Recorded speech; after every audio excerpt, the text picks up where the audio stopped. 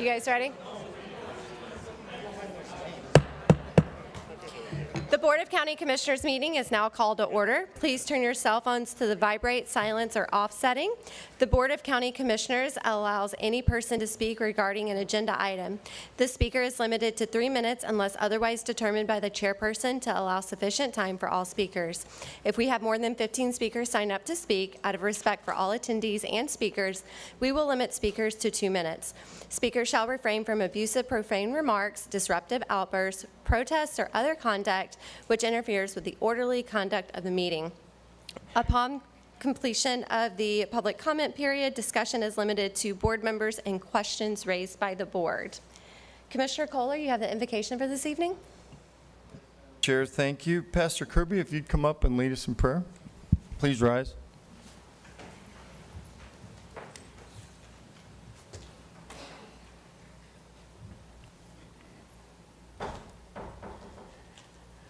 Father, purpose. It's what you've made each and every person in here to be, purpose. You made us on purpose, for a purpose, with an identity. That identity is you, which is love. Every single person in this building was made to be love. Now that was stolen from us, but Jesus paid it, the price, and now we have that identity back. Because now we're here for a purpose, your purpose, not our individual purposes, your purpose to advance your kingdom in Escambia County, your purpose, that people wouldn't be seen as numbers but as hearts and souls. Father, I bless every single person in this room, but I pray that you would give wisdom and discernment to this board. Lord God, would you be glorified and magnified? And all of God's children said, amen. Thank you, Pastor Kirby. Commissioner Strohberger, if you'll lead us in the Pledge of Allegiance. Yeah, please join me for the pledge.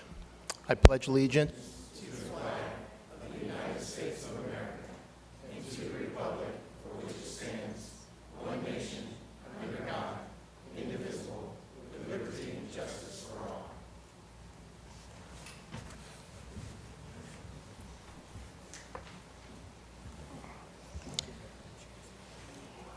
Commissioner Kohler, are there any items to be added to the agenda? You know, this is the first time I'm going to add something to the agenda, but at the end of the meeting, and I think it'd be more appropriate after Commissioners Forum, I'd like to see if the board would be willing to put a joint letter in to the Coast Guard, and I'll explain more about that in Commissioner Forum, why I'm asking for. Okay, wonderful. Commissioner Berry? Nothing to add. Commissioner May? No, ma'am. Commissioner Strohberger? No, ma'am. Do I have a motion to adopt So the moved. agenda? Second. All in favor? Motion passes 5-0. Thank you.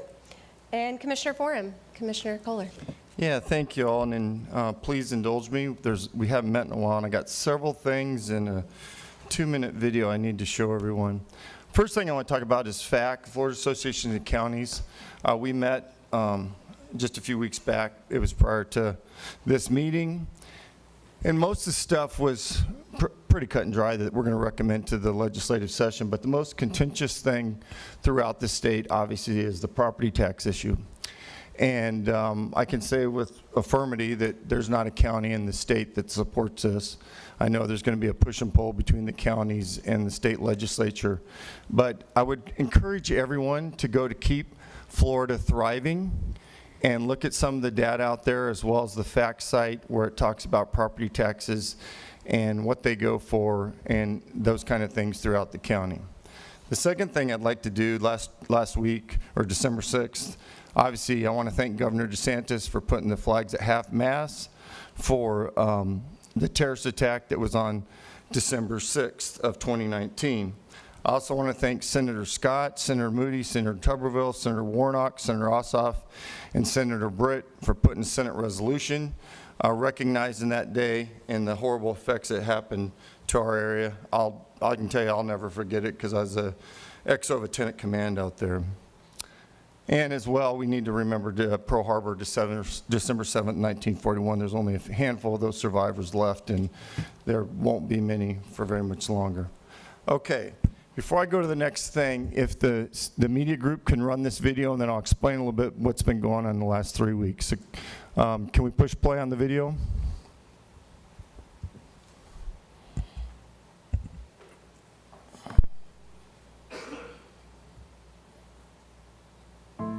The United States Coast Guard is on the front lines, securing our borders, facilitating commerce vital to economic prosperity, and responding to crises at home and abroad. The brave men and women of the Coast Guard are making America safe again, achieving record-breaking drug seizures and modernizing its fleet, fueled by historic investment from President Trump. This success rests on the shoulders of our service members. They are skilled, dedicated, and always ready for action. Backed by nearly $25 billion from the One Big Beautiful Bill Act, we're executing Force Design 2028 to build the Coast Guard into a more agile, capable, and responsive fighting force. This includes strategically expanding our personnel by up to 15,000 Coast Guard men and women to meet the nation's growing security needs. We've already exceeded our recruiting goals. As the Coast Guard continues its historic growth, we're outpacing the capacity of our existing training and workforce support facilities. To grow and train our force, we need more space. That's why we are looking for locations across the country for a new Coast Guard training facility. Expanding our training and workforce support capacity will be a critical piece of the Coast Guard's long-term force structure, a vital investment in the future of our service and our nation's security. This is more than buildings. It's where we will forge the next generation of Coast Guard heroes. Every day, the Coast Guard is ready to respond to the challenges of the 21st century, and these new training and workforce support facilities will be critical to meet the needs of that mission. We are seeking partners who share our commitment to excellence. You can contribute to laying the foundation that will support the future of the United States Coast Guard. Find more details about the request for information and market research, including location criteria and other information. So, why are you watching that video? About 2.5 weeks ago, I got reached out by Senator Moody's office and was asked about the RFIs. And I immediately reached out to the base CO, and we started having group conversations on the potential of putting this RFI in. And last Thursday, after several conversations with Senator Moody's staff and the base CO, my aide on last Wednesday, we started drafting this up just from my background knowledge on the base. Thursday, we spent about 3 hours going through the base on the buildings of opportunity that could potentially be used.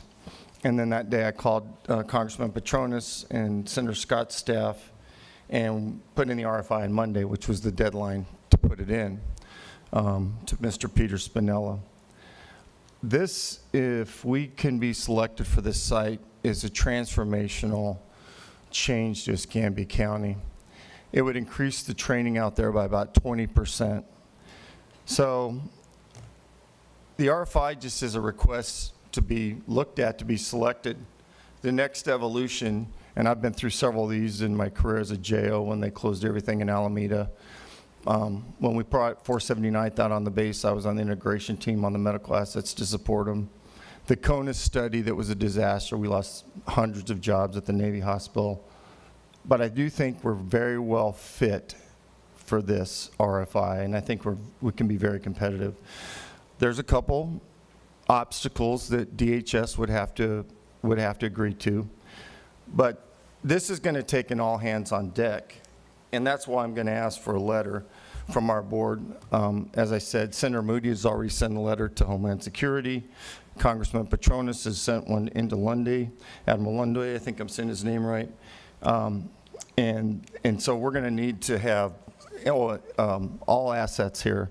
I talked to Santa Rosa County, and Commissioner Wright is going to work with them since it's a border county. I've also talked to the mayor about this. I've talked to Northwest Florida Defense Coalition.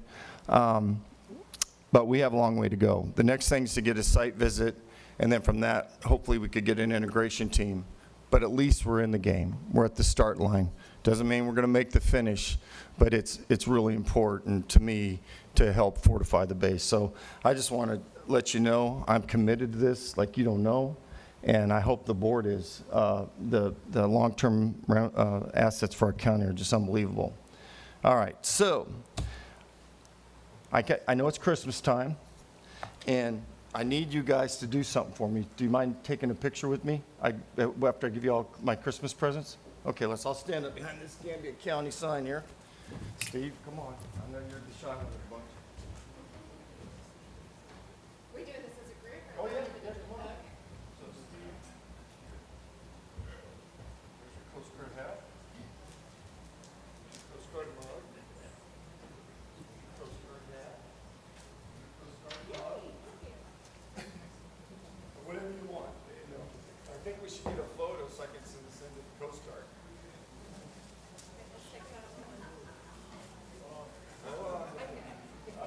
I took everything they had out in exchange. I thought it was crazy. I already got everyone hats and cups.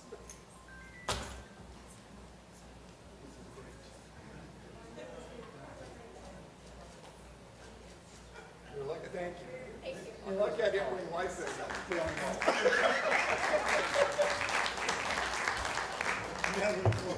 It's always something new with you. And last thing, because it's a very, very exciting weekend, I'm sure Commissioner Stroberg was going to say this, but go Navy, beat Army. That's all. Commissioner Carla, what do you need from us to support this? I mean, do we need the Florida West, or do we need to support? I what do we think need we'll to have do to get the support you? chamber involved, Florida West. Obviously, I've talked to Mr. Moorhead already about this, and I've talked to Mr. Hoaxing. I need to reach out to Todd Thompson, but I need to put a strategic plan together next week on all the do-outs that we need to do, but it'll include more than just our board. So Okay, I mean, so there's no action. You don't need anything tonight. I want to put a joint letter together, and I can help work with legal to do that. I already done a draft for someone else, but and then maybe we could all sign it collectively, since it's such a big deal. If you would like to do that, or we can just have the chair do it. I don't really care, but I'm good with the chair signing it, but Okay, whatever, that's whatever fine. you want. I mean, is that a voting item we'd have to vote on? Do we vote now, or do we do it at the end? Yeah, I think that's why he was asking to add it to the agenda, so that we get a board vote that the board is sending a letter. And I think his ask was, from a ceremonial perspective, if he could have each of the 5 signatures on the letter, which we can certainly do that, That's fine. if you guys are up for that. I think that'd be great. Do All we right, vote I'll now, make or a do we vote at motion the end? that I can work with legal to get a letter out to DHS and Department of War in support of Escambia County being the site for the future workforce training center for the Coast Guard. I'll second. Second it. All in favor? Motion Thank you passes very 5-0. much. Thank you. Thank you, Madam Chairperson. First, I want to thank Wes and Jamie Higdon and folks from Public Works. They had their Christmas luncheon yesterday. They had probably 250, 275 county employees out there, and I think they were up at 4 o'clock or 4:30 cooking for the employees. Current Supervisor of Elections, Robert Bender, mine and Lumen's colleague for a number of years. I think was out there very early with him as well, cooking, and then he was serving, and got to visit and speak to the employees some as well. It's nice to see Robert out there. But you know, the folks that get up and cook for the employees, especially during the season, I want to thank them. I think they get started every day, and I think there's 5 or 6 of these kind of large employee events that are going on the next week or two. I want to recognize International Paper Foundation. This week, they awarded $65,000 in grants to about 10 or 12 local nonprofits and education organizations. And I want to specifically recognize Whitney Fike, a dear friend that does public relations, the communications manager for International Paper, and I know she leads that, kind of leads that project, evaluates the applications from the different entities, and that's a nice shot of private money being injected into our local nonprofit and education system, especially in the North End in District 5. Want to recognize Kristen Danley, the principal of Lipscomb. She's lucky enough to have a very talented young lady on her staff this year, They announce the top 5 teachers in Escambia County. They do the top 5 teachers in the county, and then they select from there what's going to be the county teacher of the year. But Courtney Geiger from Lipscomb Elementary was one of the top 5, and I want to specifically recognize her. I drive by Lipscomb Elementary multiple times per day, and very proud to have one of the top 5 from right behind our house. But thank you, Madam Chairperson.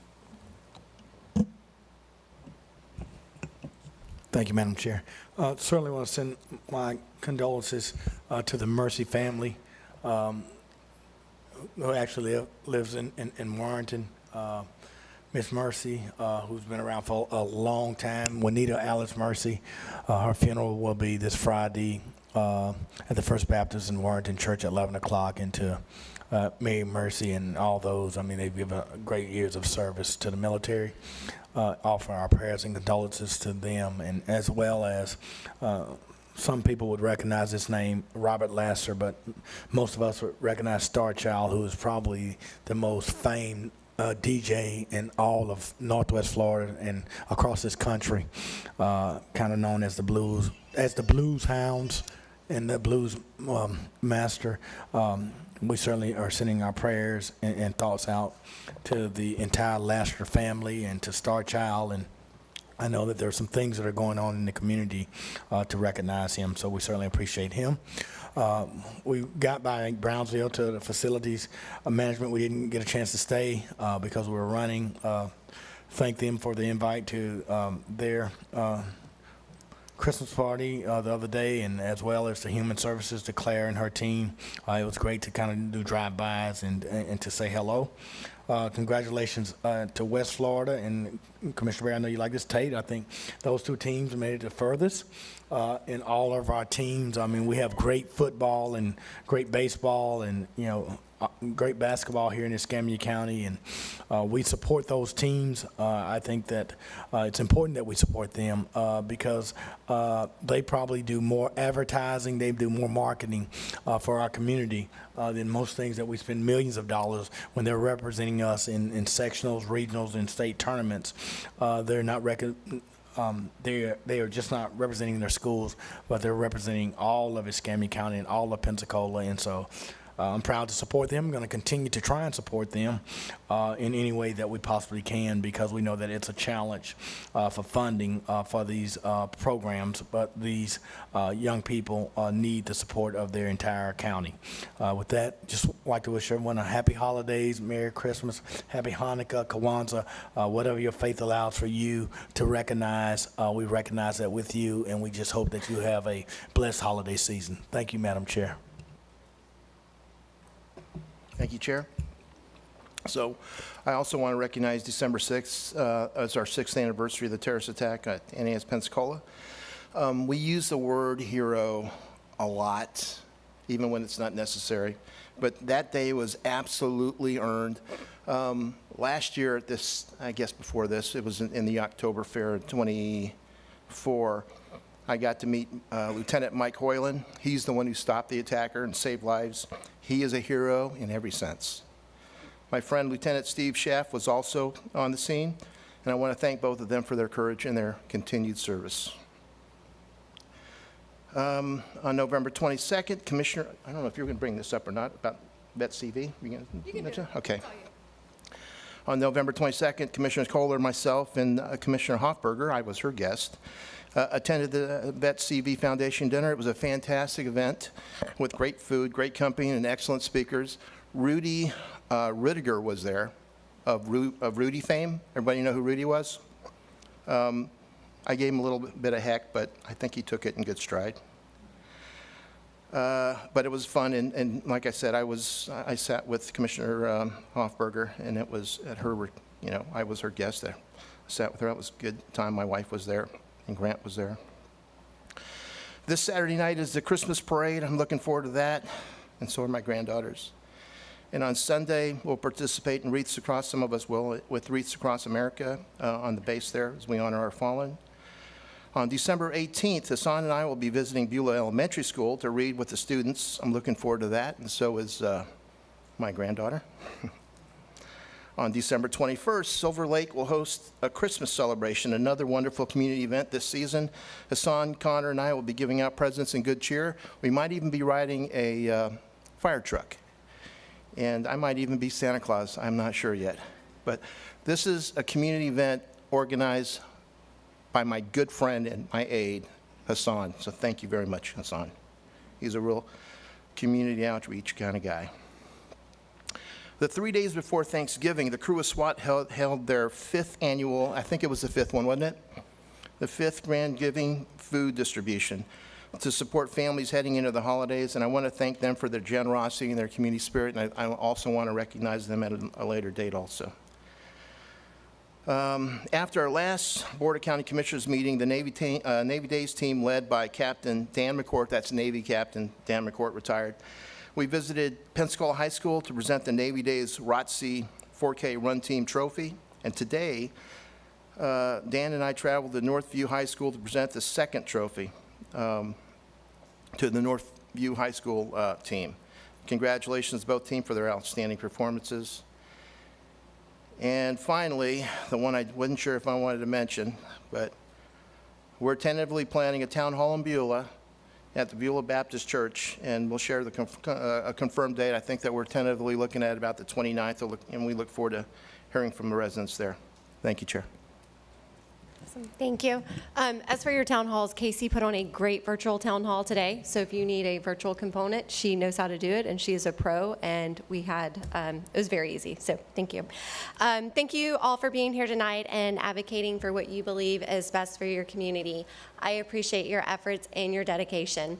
With this being the last meeting of 2025, I want to celebrate all the amazing things that this board has accomplished this year. We invested a record amount into public safety, moving forward with new fire stations and having more ambulances on the road than ever before. We set a state record in funding law enforcement salaries, and at the recommendation of Nikki Powell and HR, we've approved policy after policy to strengthen our company culture and our employee retention. To this board, thank you. Thank you for a wonderful year of heated but productive discussions. I value the fact that we don't always agree, and I am grateful for the passionate way that each one of us represents our districts. Commissioner Berry, I appreciate your skill for working with numbers and your ability to explain it in a way that our community can easily understand. Commissioner May, I appreciate your consistency and your passion surrounding affordable housing, accessible health care, and safer neighborhoods. Commissioner Stroberger, I am grateful we are newbies on the board together. I have enjoyed learning alongside of you, and I appreciate how you highlight and support our military families. And Commissioner Kohler, thank you for your leadership as board chair this past year. It's a difficult position, and you did it with grace and full of heart, so thank you for setting that example. Allison and Wes, thank you for being the glue that holds this board together. I know the 5 of us are drastically different, and your days range from calming chaos to milestone celebrations for our community. I appreciate the public discussions and the out-of-box ideas that are coming forward, and thank you so much for working through all of this with us. And then, Wes, you said you had some announcements as well. Yeah, we've got a lot of things going on, and I don't usually get too long-winded, so I'll try to keep it as brief as I can. Mr. Lee Rogers, if you would come to the podium real quick. Lee Rogers is our new Deputy Director of Engineering. The only negative thing that I can say about him that I know of so far is he is an Alabama fan. And I think he said when his kids were growing up, he took all the orange and blue crayons out of the color crayon box. So They weren't allowed to touch. but he brings a wealth of experience and knowledge. He's been around, done quite a few things, a lot of good enthusiasm that he's brought to engineering so far. And Lee, I'll let you introduce yourself just a little bit, but welcome aboard, and it's great to have you. Well, I'm glad to be here. I've met most of you now. I think I'm looking forward to working together. I have discovered a great staff in the engineering department, and I'm really, really excited about working with these guys going forward. Thank you. All right, welcome aboard. Welcome aboard, Lee. We have for those that don't know in the public, we do have 2 veteran service officers here in Escambia County, and they stay very busy. They carry a heavy workload, they stay booked, And we don't hear a lot publicly from that group, but I did get an email from a customer. Said, Wes, I had the occasion to visit the new county complex off Fairfield Drive yesterday. Was impressed by how friendly the staff was, starting with the lady near the front door wearing a sheriff's badge, who greeted me with and assisted me in finding the VA services office. I had an appointment with the VA counselor, Lisa Horan, to file my first VA claim since retiring from the Navy in 1991. I never dealt with the VA before and had some trepidation.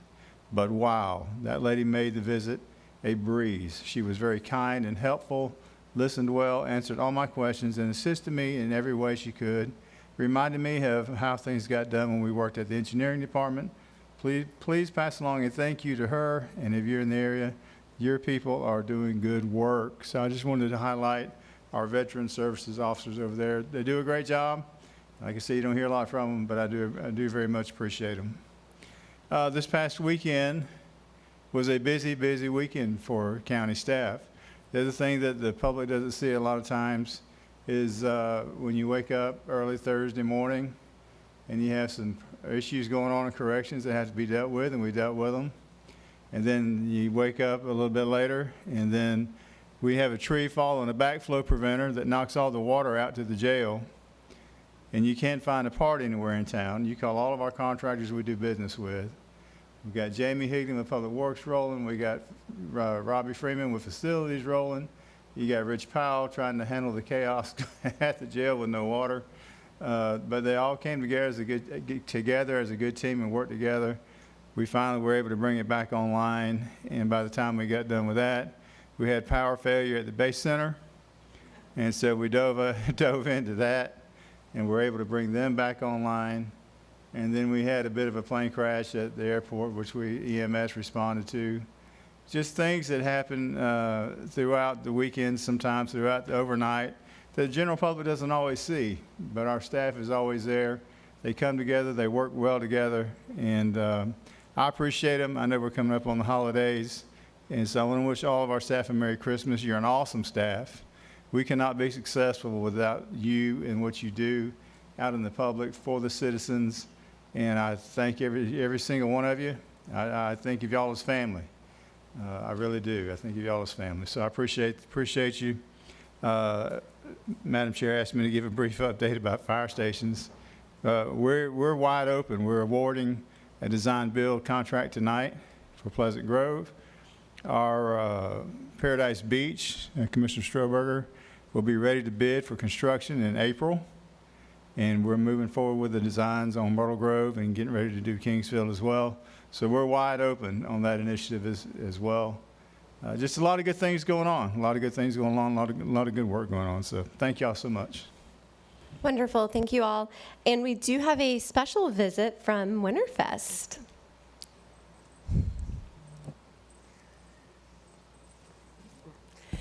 Hi, my name's LaDonna Day. I'm the operations manager for Winterfest. Denise could not be here tonight.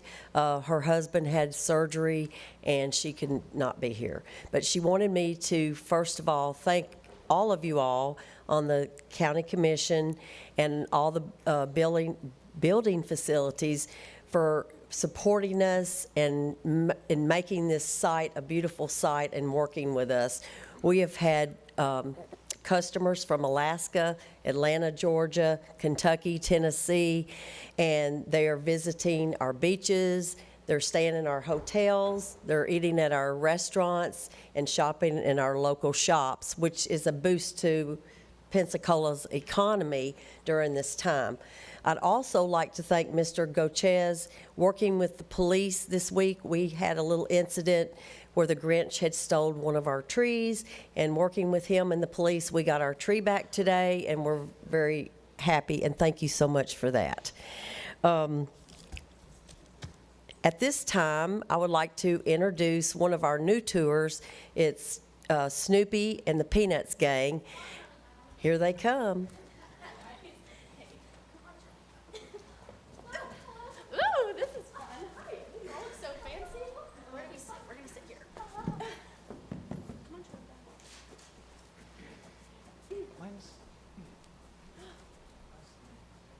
Hey, oh, what are we doing here? Oh, hi, fancy people at a desk, guys.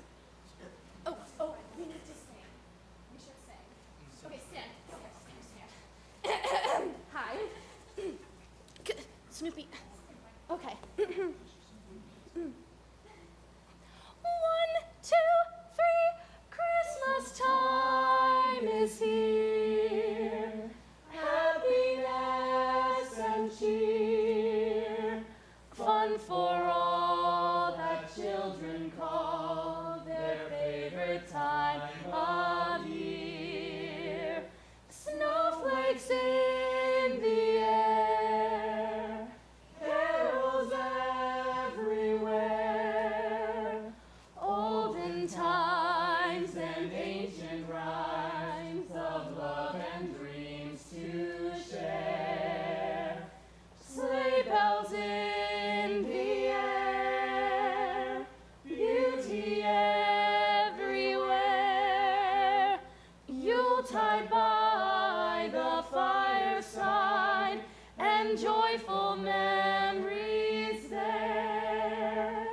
Christmas time is here, families drawing near. Oh, that we could always see such spirit through the year. And done. Now would be a great time to clap. Thank you. Sit. Hi, my name is Lucy Van Pelt, of course. I am here with Charlie Brown and a couple of other blockheads from our brand new trolley, and we have been on the hunt for the best Christmas tree in all of Pensacola to cure Charlie Brown's Christmas blues. Charlie Brown, come on, you had one job. Now Charlie Brown is going to introduce our friend that we brought today. Say it. Oh, Santa Claus is coming. Enter Santa Claus. Santa. Oh, Santa and Rudolph. Oh, he's made it. Merry Christmas. Wait, should I sing that? Ready? Which song? How about Santa Claus is coming to town? That's a great one. You better watch out. You better not cry. You better not pout. I'm telling you why. Santa Claus is coming to town. He's making a list. He's checking it twice. Gonna find out who's naughty or nice. Santa Claus is coming to town. Oh, that was so. Ho, ho, ho. County Commissioners, hello. Thank you for allowing us to come before you tonight. I have a small Winterfest proclamation I would like to share with you. Whereas the Merry Commissioners of Escambia County have once again opened their generous hearts and granted this old Santa the delightful privilege of parking his jingling sleigh right in front of the courthouse during the whimsical and wonderful festival of Winterfest. Whereas the children of Escambia County and all the nearby towns have shown themselves to be some of the kindest, cheeriest, most wonderfully well-behaved youngsters I have met anywhere on my travels, why their smiles alone could light up the North Pole. Whereas the twinkling lights and magical decorations of downtown Pensacola shine so brightly and beautifully that even my reindeer paused mid-flight to admire them. And whereas Pensacola Winterfest has spread joy, such joy far and wide, that people from around the world dream of joining the fun and are adding a visit to this charming county to their holiday wish lists. Therefore, be it proclaimed that I, Santa Claus, do joyfully and jollily declare that Escambia County is my absolute favorite place to visit during the Christmas season. Merry Christmas to you all, and Happy New Year eventually. Merry Christmas. Merry Christmas. Thank you.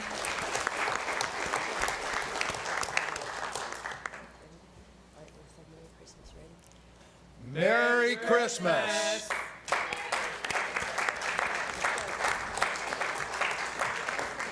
Wonderful. Thank you so much for a great presentation and all of the goodies we'll be able to take home. We appreciate that. We have 2 proclamations to ratify and 6 proclamations to adopt. Do I have a motion to do so? Do I have a second? All in favor? Passes 5-0. All right. The first is going to be our Employee of the Month.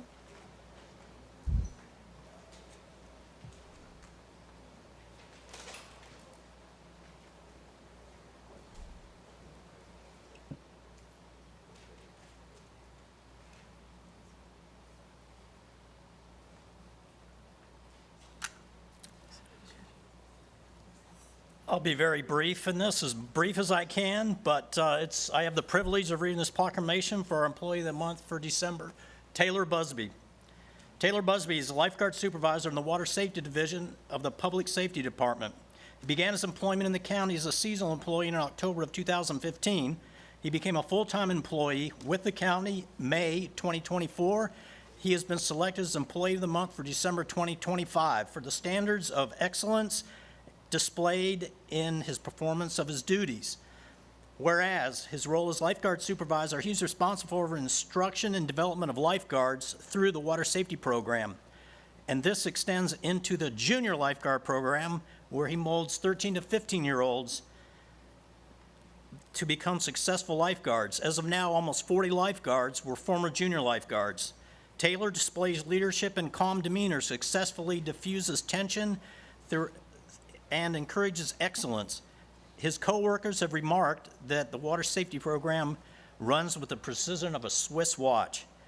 He has successfully coordinated with the Escambia County Fire Rescue and the Escambia County Emergency Medical Services to ensure the operational effectiveness of the programs, and he maintains a passion for his community and volunteers with the Upper Room Church of Pensacola Beach to welcome attendance, making general morning announcements, and close the church service. So be it now proclaimed that the Board of County Commissioners of Escambia County, Florida, hereby commends and congratulates Mr. Taylor Busby in his selection as Employee of the Month for December 2025.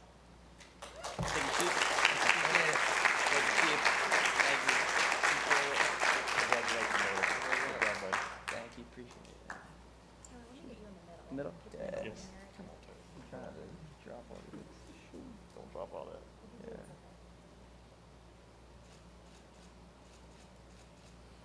Awesome. Thank you. Appreciate it. Thank you. Thank you, everyone. Thank you so much. Next is our Employee of the Year proclamation.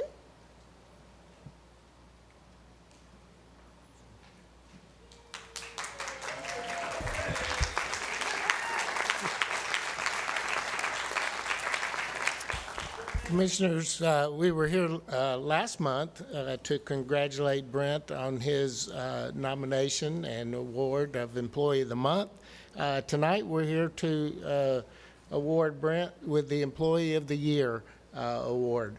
I've had the privilege of working with Brent for the last 25 years and have really become very respectful of his knowledge and his dedication to Escambia County and to helping the citizens of Escambia County. There was a time when he first started working with the county 25 years ago where we thought he may not get through his probationary period. As you know, every new employee goes through a 6-month probationary period. Well, during that time, Brent took his supervisor out to Jones Swamp in a brand-new truck that we just purchased to show the supervisor the results of a prescribed burn that we did there. As Brent was driving through what he thought was a small mud puddle, it turned out to be a very deep hole full of water. Well, the truck got stuck, water came in through the doors and the windows, and the road department had to do a wonderful job restoring that truck. But we thought for sure that might be the end of Brent's employment with Escambia County. But he recovered, and he's more than made up for that incident. I would like to read this proclamation. Whereas Escambia County has established an Employee of the Year program to recognize one employee to represent the various departments, and whereas Brent Whiff, Water Quality and Land Management Division Manager of the Natural Resources Management Department, began his employment with the county in October of 2001, whereas Brent Whiff was selected Employee of the Month for November 2025, whereas in his role as Water Quality and Land Management Division Manager, Brent develops and exceeds operational performance standards for management of the county's environment and natural resources. And whereas his subject matter expertise in marine biology and his proactive problem-solving skills have aided him in collaborating with all the other county departments as well as community stakeholders to improve surface water quality, reduce flooding, and restore vital wildlife habitat. And whereas Brent's exceptional communication skills, reliable competence, and his professional positive attitude make him an exemplary colleague to work with in improving the quality of life for county residents and visitors. And whereas Brent's overwhelming desire to provide assistance and help county citizens who call him to discuss their questions and their issues make him an outstanding public servant and a valuable resource for the county. Now therefore be it proclaimed that the Board of County Commissioners of Escambia County, Florida hereby commend and congratulate Mr. Brent Whip in his selection as Employee of the Year for 2025. Board of County Commissioners, Ashley Hoffberger, Chair, Steve Stroberger, Vice Chair, Lumen J. May, District 3, Stephen Berry, District 5, and Michael S. Kohler, District 2. Congratulations, Brent.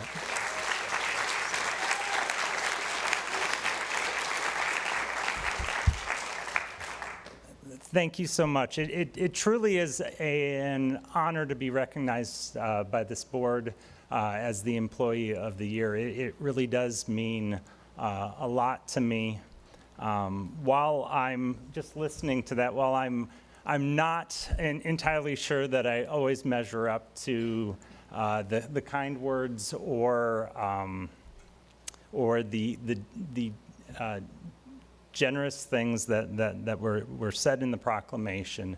One thing I can assure you is true. The part where it talked about my desire to serve the citizens of Escambia County, that part absolutely is true. My absolute favorite part of the job is helping citizens, serving citizens. It is my absolute favorite part. And I thank you for giving me the opportunity, this opportunity to serve my community. I very much cherish that, so thank you so much for that. Thank you for this amazing recognition. I'm truly grateful. Thank you so much.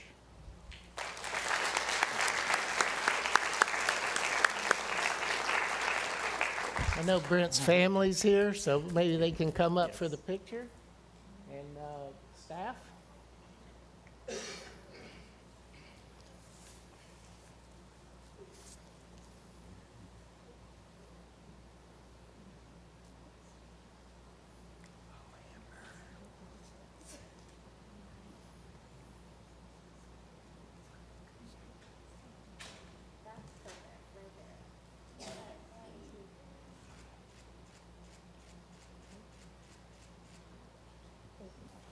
Congratulations. Thank you, Brent.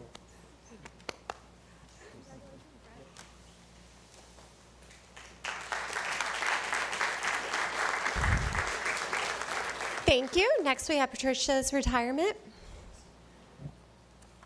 David, you want to come forward, you and your wife? First, let me say congratulations to you. Thank you. A lot of hard work. One thing I can say about David, and I know the board knows this, whenever his services are needed, whenever there's an event that needs to be covered, pictures need to be taken, video needs to be done, edited, I don't care what time of the day of the week it is, time of the day it is, David's always been available, and he's always done it with a smile on his face. He does great work, produce great work. So David, we appreciate you. Wish you well in your retirement. I'm going to read this proclamation, and then we'll hear from a few other folks.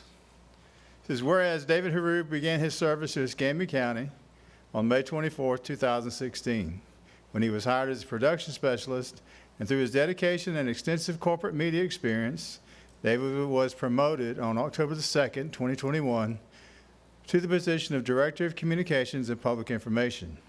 And whereas David is a veteran of the United States Navy, having served honorably as an air crewman and flying more than 100 missions over the Mediterranean Sea, demonstrating courage, discipline, and commitment to duty. Very nice, very much appreciated, David. Whereas during his time with Escambia County, he has been recognized with the Employee of the Month Award and the Shining Star Award for his exceptional performance and contributions. And whereas David has earned the trust and appreciation of Escambia County citizens as reflected in letters and emails sent to the Board of Commissioners praising his professionalism dedication, and willingness to go above and beyond in service to the community. And whereas David has strengthened the county's readiness and response capabilities, and during times of crisis, including the COVID-19 pandemic, he has played an integral role in ensuring the public receive timely, accurate, and vital information on behalf of Escambia County. That doesn't include hurricanes, tornadoes, tropical storms, and everything else that come at us. Now therefore be it proclaimed that the Board of County Commissioners of Escambia County, Florida hereby recognizes and commends David Hero for his outstanding service, dedication, and leadership to the citizens of Escambia County. Be it further proclaimed that the Board of County Commissioners expresses its sincere gratitude for David's 9 years of service to Escambia County. Ashley Hoffberger, Chair. District 4, Steve Stroberger, Vice Chair. District 1, Lemon J. May. District 3, Stephen Barrett, District 5. And Michael Kohler, District 2. Congratulations, David. Podium's yours. Well, as Chris Kerr would say, I'll keep this brief. I want to thank the commission and Wes for this opportunity to serve the citizens of Escambia County. And it's really important for me to point out that CMR is important to me. They've got it's just a great staff. It's Andy likes to say it's a small but mighty team, and it is.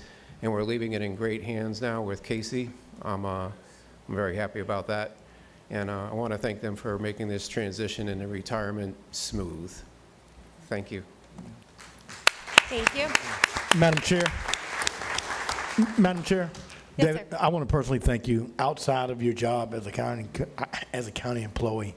What you and your wife do, so many events I've been a part that you are there, always looking out for the children, always looking out for the community. I mean, you are the perfect example and a true example of what a public servant is. I'm indebted to you. I know District 3 is indebted to you. A lot of the children that we work with in our CRAs are indebted to you, and so we will always be thankful and grateful for your service that you have done to Escambia County. I can't think of a better employee that I've ever met than you, Dave. Thank you so much. Yes, sir. Thank you. Commissioner Barry? Thank you, Madam Chair. So I believe Jack Brown was administrator when you were hired. And Jack came to me. We had an opening in the Public Information Office, and Jack came to me and said, hey, you know, we're taking applications, and we've got somebody that looks fantastic, and you might know who it is. And he told me who it was, and I said, Jack, I do know who that is. I said, and it was better than 20 years ago now with a nonprofit.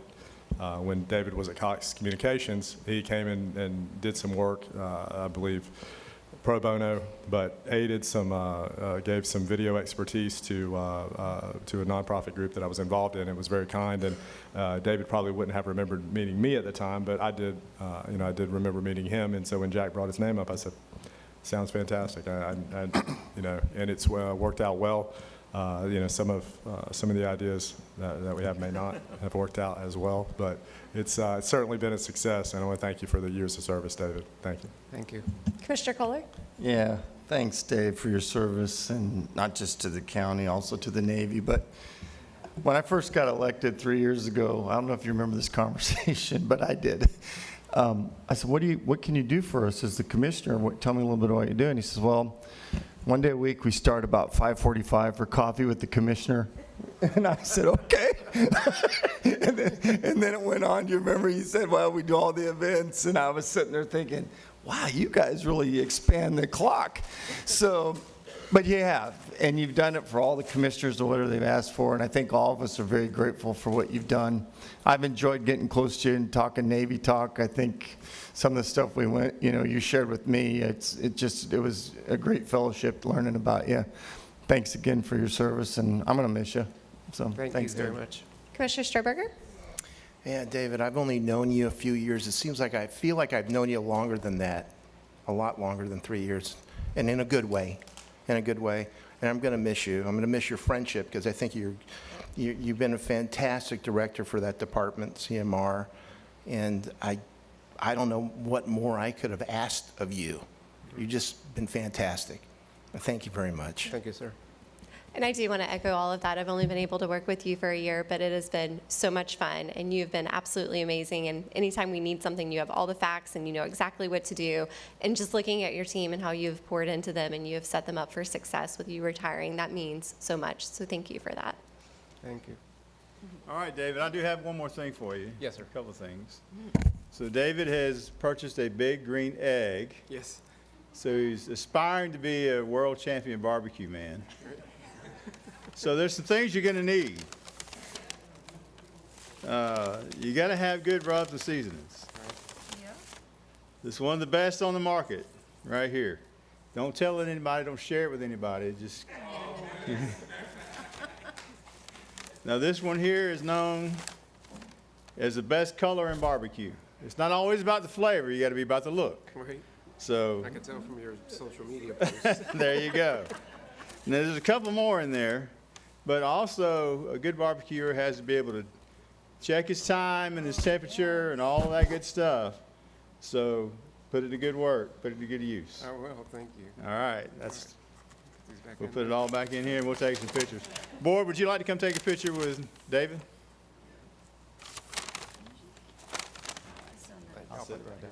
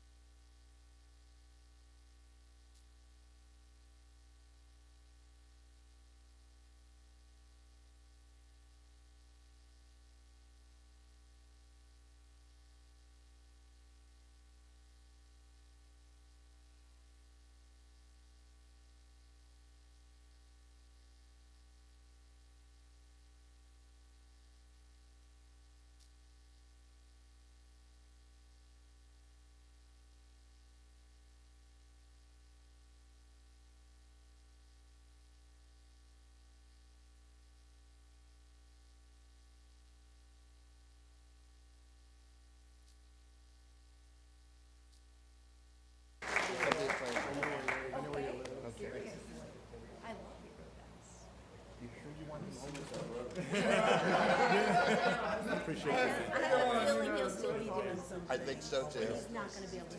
Yep.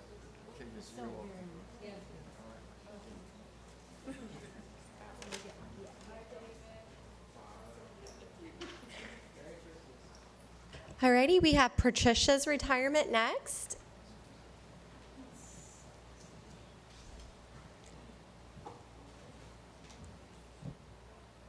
So many things to celebrate tonight. Thank you.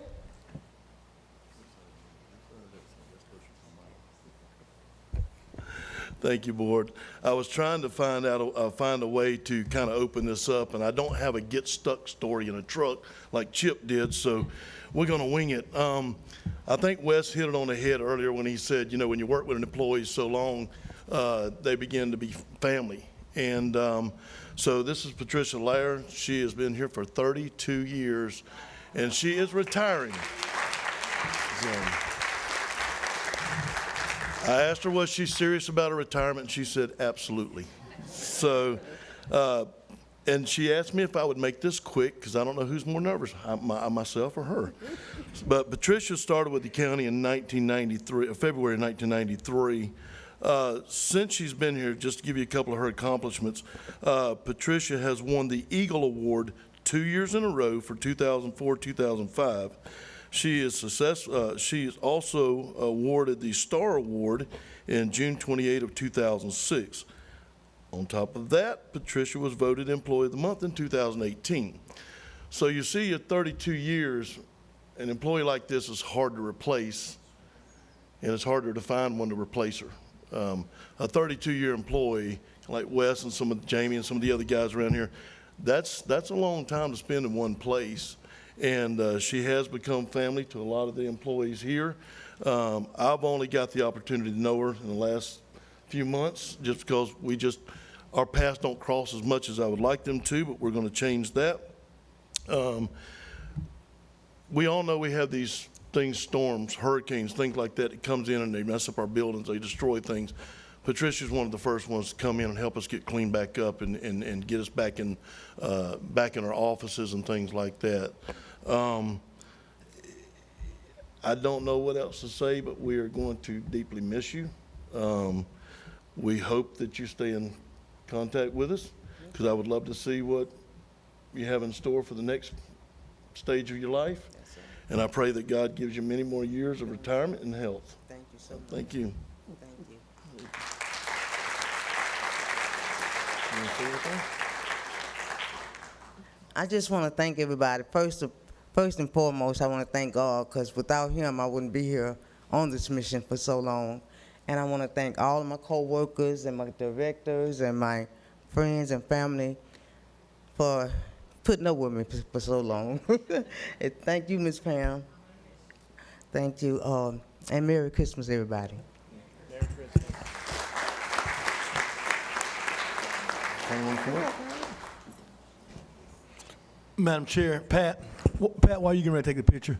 I mean, I would be remiss if I didn't say anything about you. I mean, today, probably two of the most special people I know, David and you, are leaving. You made our offices feel like a home. You made it clean. I mean, one of the reasons that I advocate every day for our custodial staff and our maintenance staff is because of you. Because you are a welcoming voice to people that come in this office, into this building. You go beyond your call of duty. I've watched you show people how to get to the clerk's office, how to get to the tax collector's office, how to get up, and you do it with such humility, such love. You're going to be missed. Thank you for your service, and as my grandma would say, the least of them shall be the greatest of them when it's all ending. So thank you, and God bless you. Thank all of you. Thank you.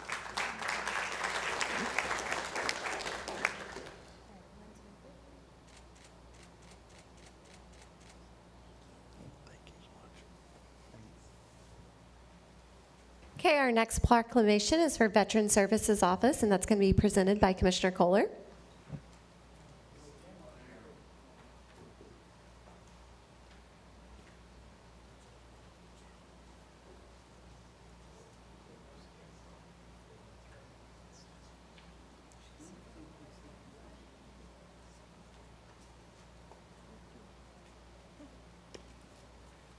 Thank you, Madam Chair. And before I read this, when I first came on the board, I got a call from Admiral Quinn, and he said, "We don't have enough VSOs, Mike." And at that time, we only had one, and he retired. And but I went to Wes and said, "We need to expand this service." And most people don't realize these are dollars that come back into our economy and help our economy. And what you do, a lot of people don't know, but when a widow or widower dies, you're there to help them move on. I know you helped Captain Brady's wife, and she was very grateful. And I wanted to share that with you. Miss Williams gives you a very hard time, Marcia, but she's a friend. But thank you for what you do for the veterans in our community. It matters. And I don't think we have enough VSOs, because even out at the C-Box. So we're fortunate to have you folks here in the county serving our veterans. So thank you so much. So I'll read this proclamation, then if you guys want to say anything, you're welcome to. Whereas the Escambia County Office of Veteran Services operates by its mission to advocate with purpose and mission for veterans in the local communities and serve as a liaison to superior and much-needed services, benefits, and support.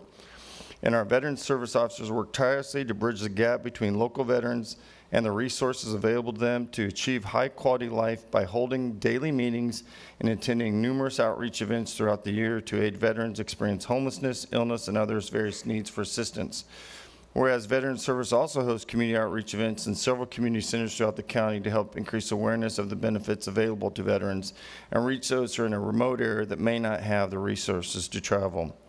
During outreach events held in Daysville Community Center, Byronville Community Center, Molino Community Center this year, our Veteran Service officers established approximately $20,896 in recurring monthly income and an estimated $142,441 in retroactive payments for veterans attending. Additionally, $5,358 were recovered from the Department of Veterans Affairs for veteran burials and returned to the county's budget for other community projects. Thank you. Whereas the main point of contact for veterans living in homelessness, the Office of Veteran Service reached out over 130 homeless veterans in the last year, and it played an important role in providing on-site training to caseworkers of different community partners to better assist veterans in need. Whereas Veteran Service aids incarcerated veterans to secure and manage benefits while behind bars and help facilitate their reintegration into society by reestablishing their benefits. Now therefore be it proclaimed that the Board of County Commissioners of Escambia County, Florida commends the Escambia County Office of Veteran Services for its dedication and unrelenting efforts to serve and improve the quality of our life and our local heroes. Board of County Commissioners, Escambia County, Florida. Ashley Hofberger, Chair, District 4. Steve Stroberger, Vice Chair, District 1. Mike Kohler, District 2. Lumen May, District 3. Stephen Barry, District 5. There you go. Thank you all. You want to say anything? All three of us would like to thank the county for the opportunity to help our fellow veterans. These two are both Go Navy. Just for the record, I'm Air Force. We're out of the game, so we don't care. Aim high.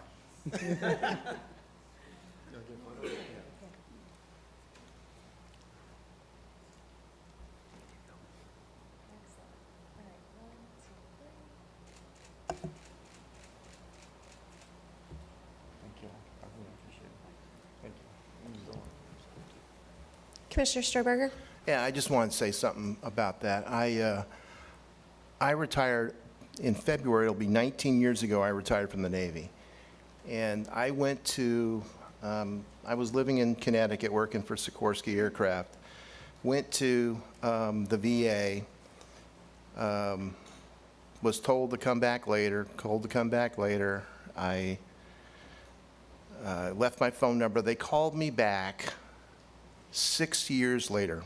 I had the same phone. They called me back 6 years later. You remember the dark times of the VA. 6 years I got a call. They asked me if I still needed to come in. I'd never, ever been seen by the VA. And I said, no, forget it. And then it's when I arrived here to Pensacola, I remember Commissioner Kohler saying, have you ever been to the VA or seen a VSO about a disability rating? Or go and see them. And I'm like, I was really reluctant to do it. I finally went in, and I think my case was closed probably in 4 months from the time I walked in, maybe 5. I don't know how long it was. But I thank you. You guys are local heroes to the veterans. Thank you very much for your service.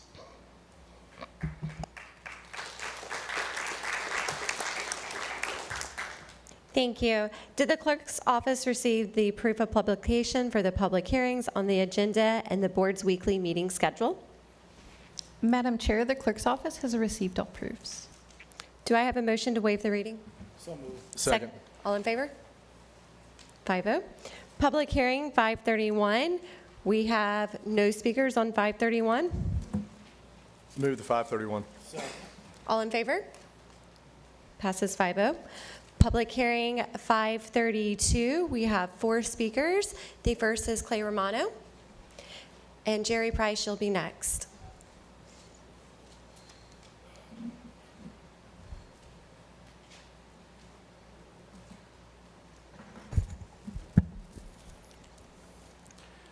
Good evening, Board, and thank you for the opportunity to speak with you tonight. My name is Clay Romano, and I'm here on behalf of the Waterfront Mission, an organization that has proudly served this community for more than 76 years with one central purpose: helping individuals overcome homelessness and addiction and develop healthy, sustainable lives.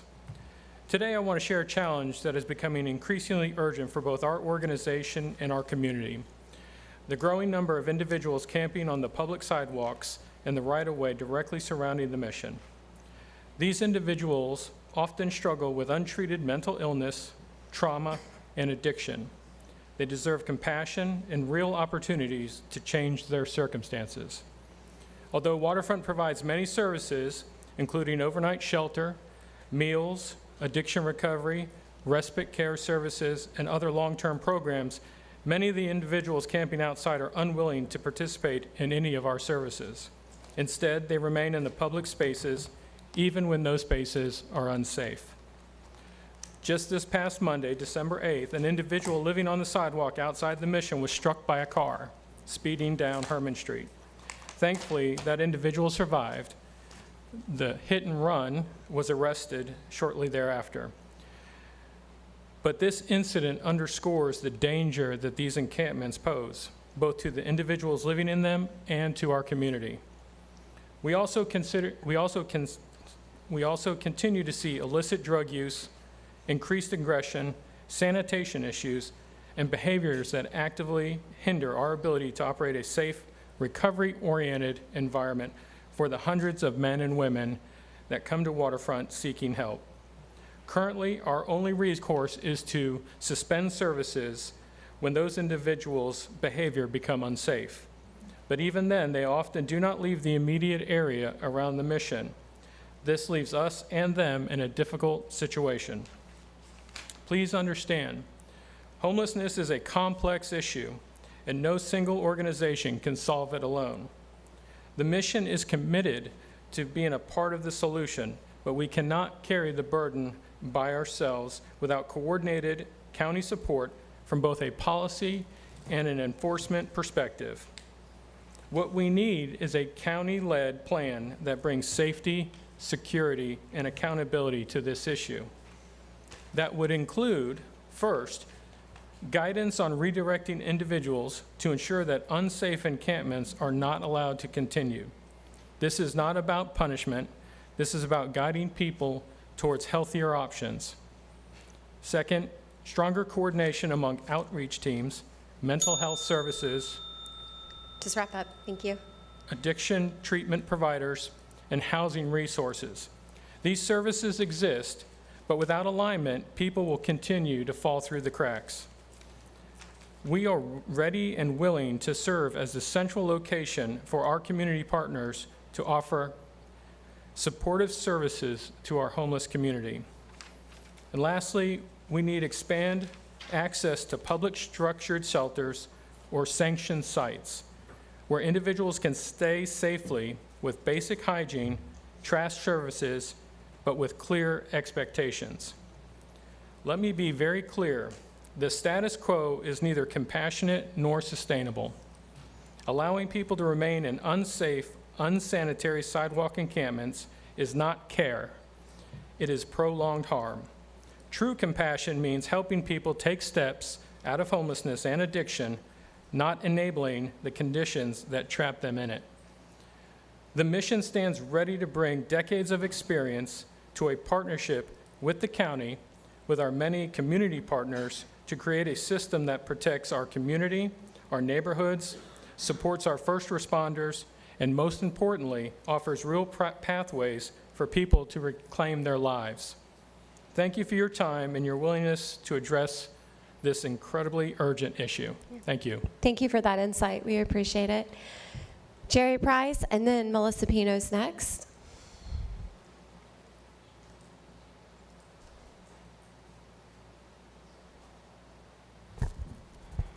Thank you, Mr. Romano. I'm on the other side of the fence on this one. Sorry about that.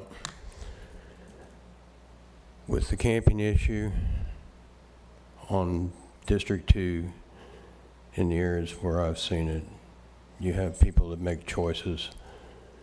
The choices they make is to stay out there. They can go into programs, they choose not to. They don't want to give up on their fix for the night. They want to trespass. They think that they have the right to lay their head wherever they want to. And the sheriff department, it's a good sheriff department.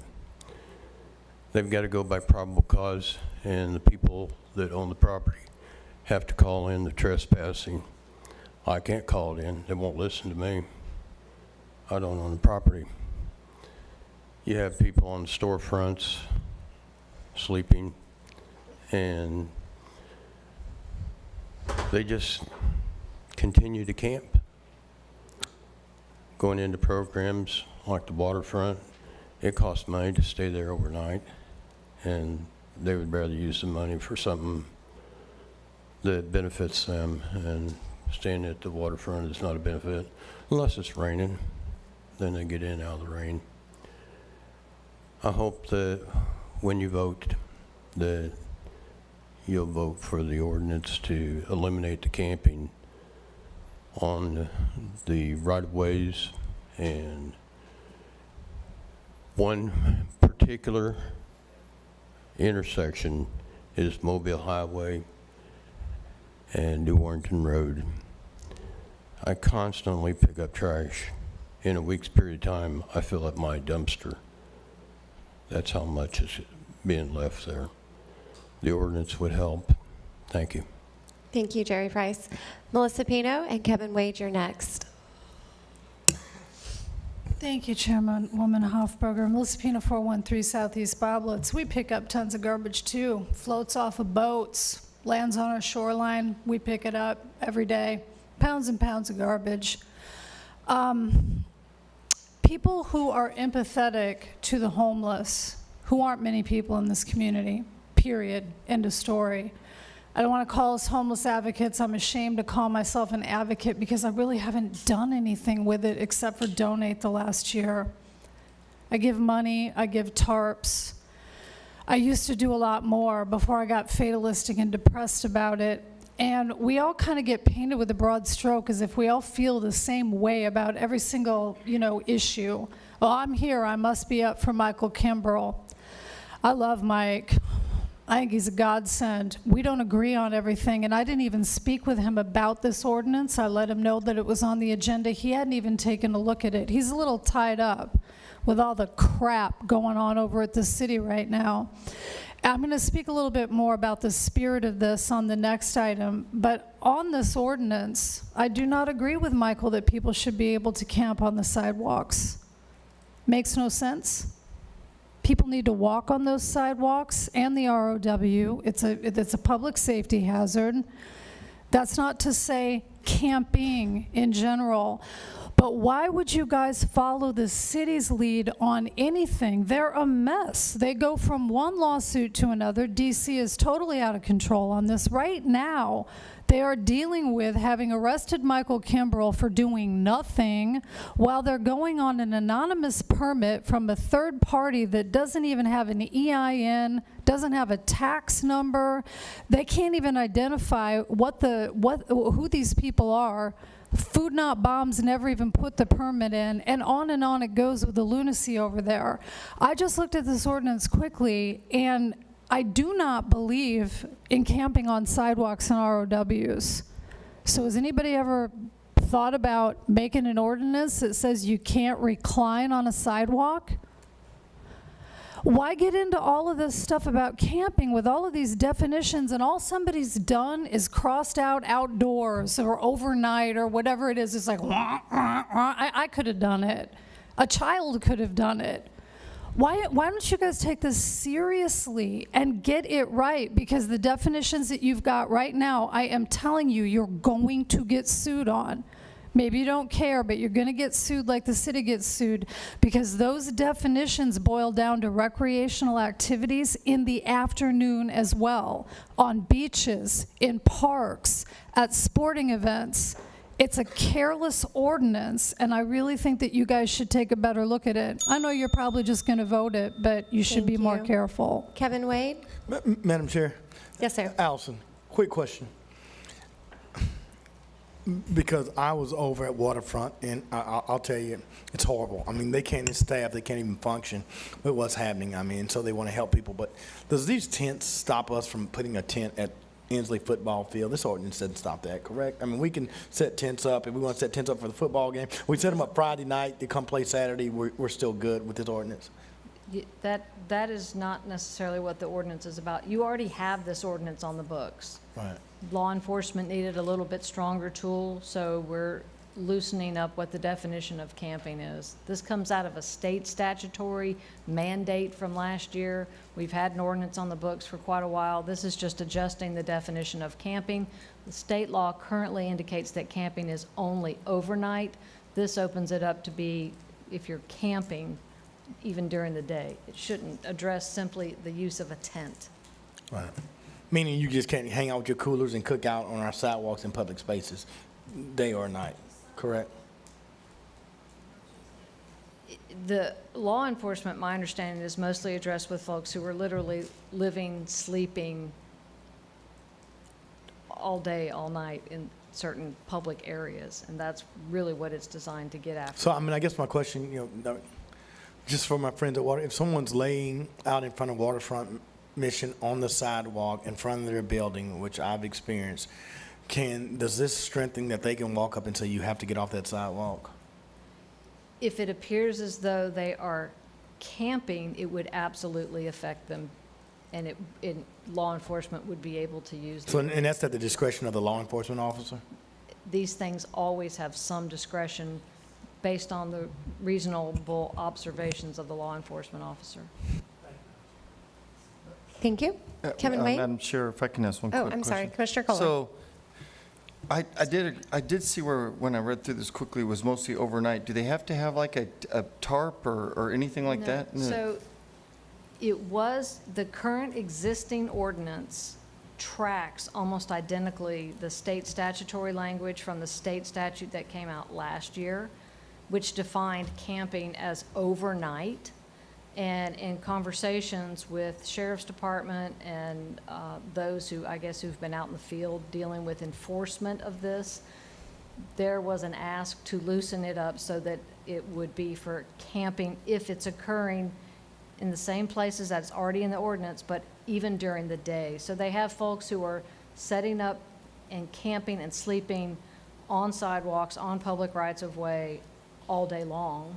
And law enforcement found that to be a very frustrating thing, that you had to wait until overnight in order to do something about it. And camping is strictly defined. It has something as the storage of items, the setup of a tent, blankets, pillows. Based on observations that you're essentially using it for living space, essentially. Okay. Just for the board, I talked to Deputy Hobbs actually earlier today about something else, and this, and I asked him on both the two issues coming up. And obviously, the Sheriff's Department's very supportive of these, so that's all I have to add to that. Thank you. Kevin Wade, now it's your turn. I apologize. Thank you. Don't have to apologize to me. Discussion is good. The social safety net is falling. Those cracks in our social safety net are getting larger and larger and larger. And what holds many people to the tenuous life that they have now is the discretion of the person with the badge who shows up to say, you can't feed people here. You can't stand here. Go, move, shift. You know, it's a song that comes out in many forms. Go, move, shift is a 300-year-old song.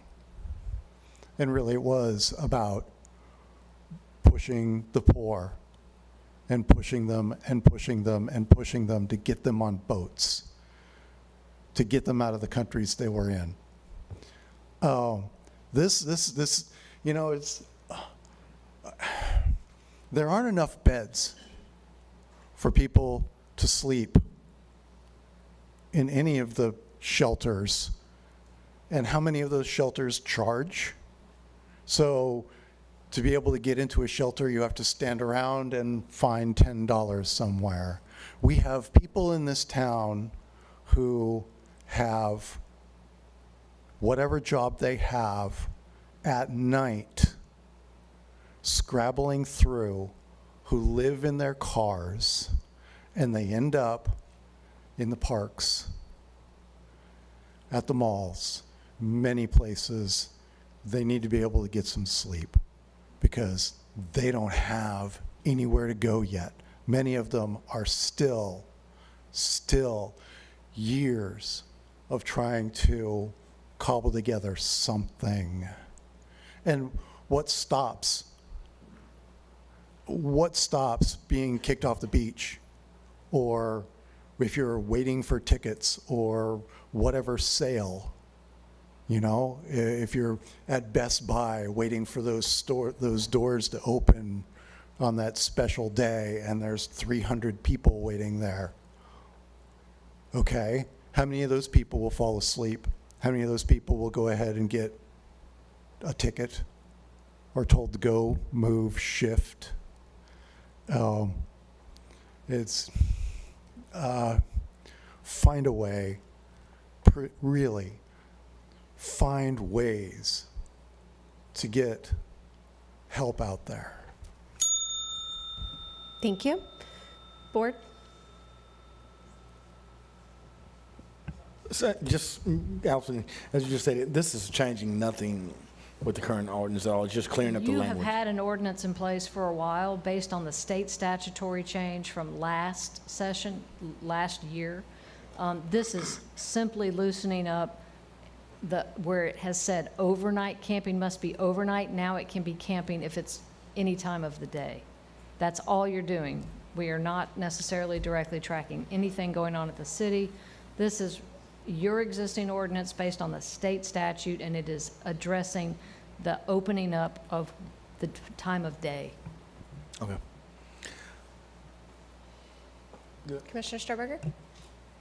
Yeah, I don't think anybody on the dais here believes that being homeless is a crime. It's not a crime to be homeless. Circumstances have led that person to be that way. But, man, I've said it before, I hate seeing it.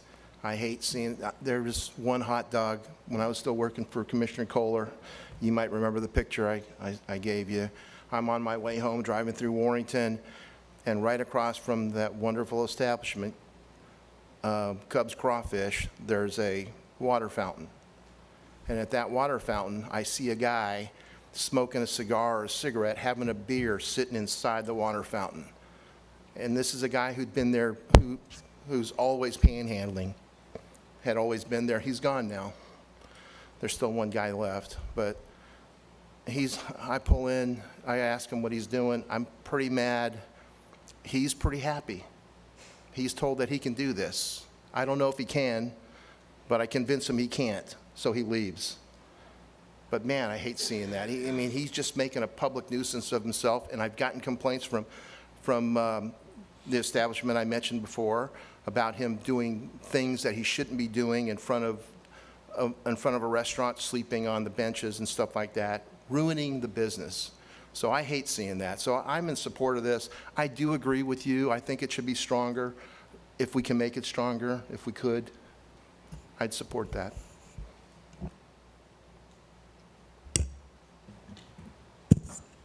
Commissioner Berry? I was going to move the item, move the 532. Is there a second? Okay, all in favor? 5-0, thank you. Next is public hearing 533. And we do have two speakers for this. The first speaker is Jerry Price, and then Mel Pino is going to be our second speaker. So Jerry, if you'll go on and come up.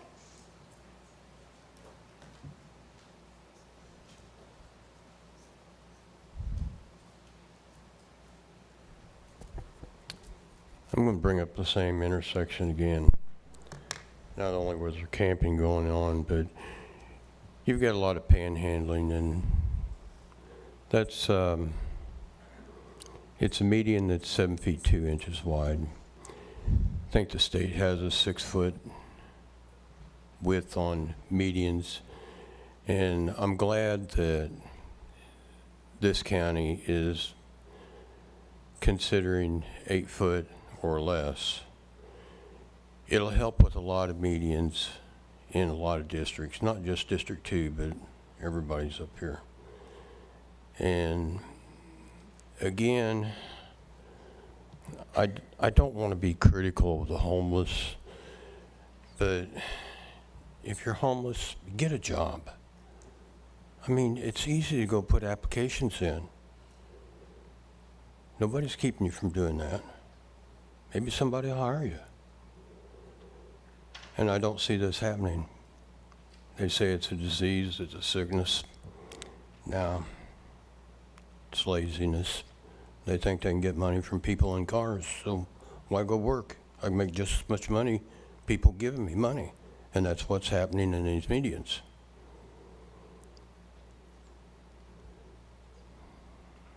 That pretty much says it all.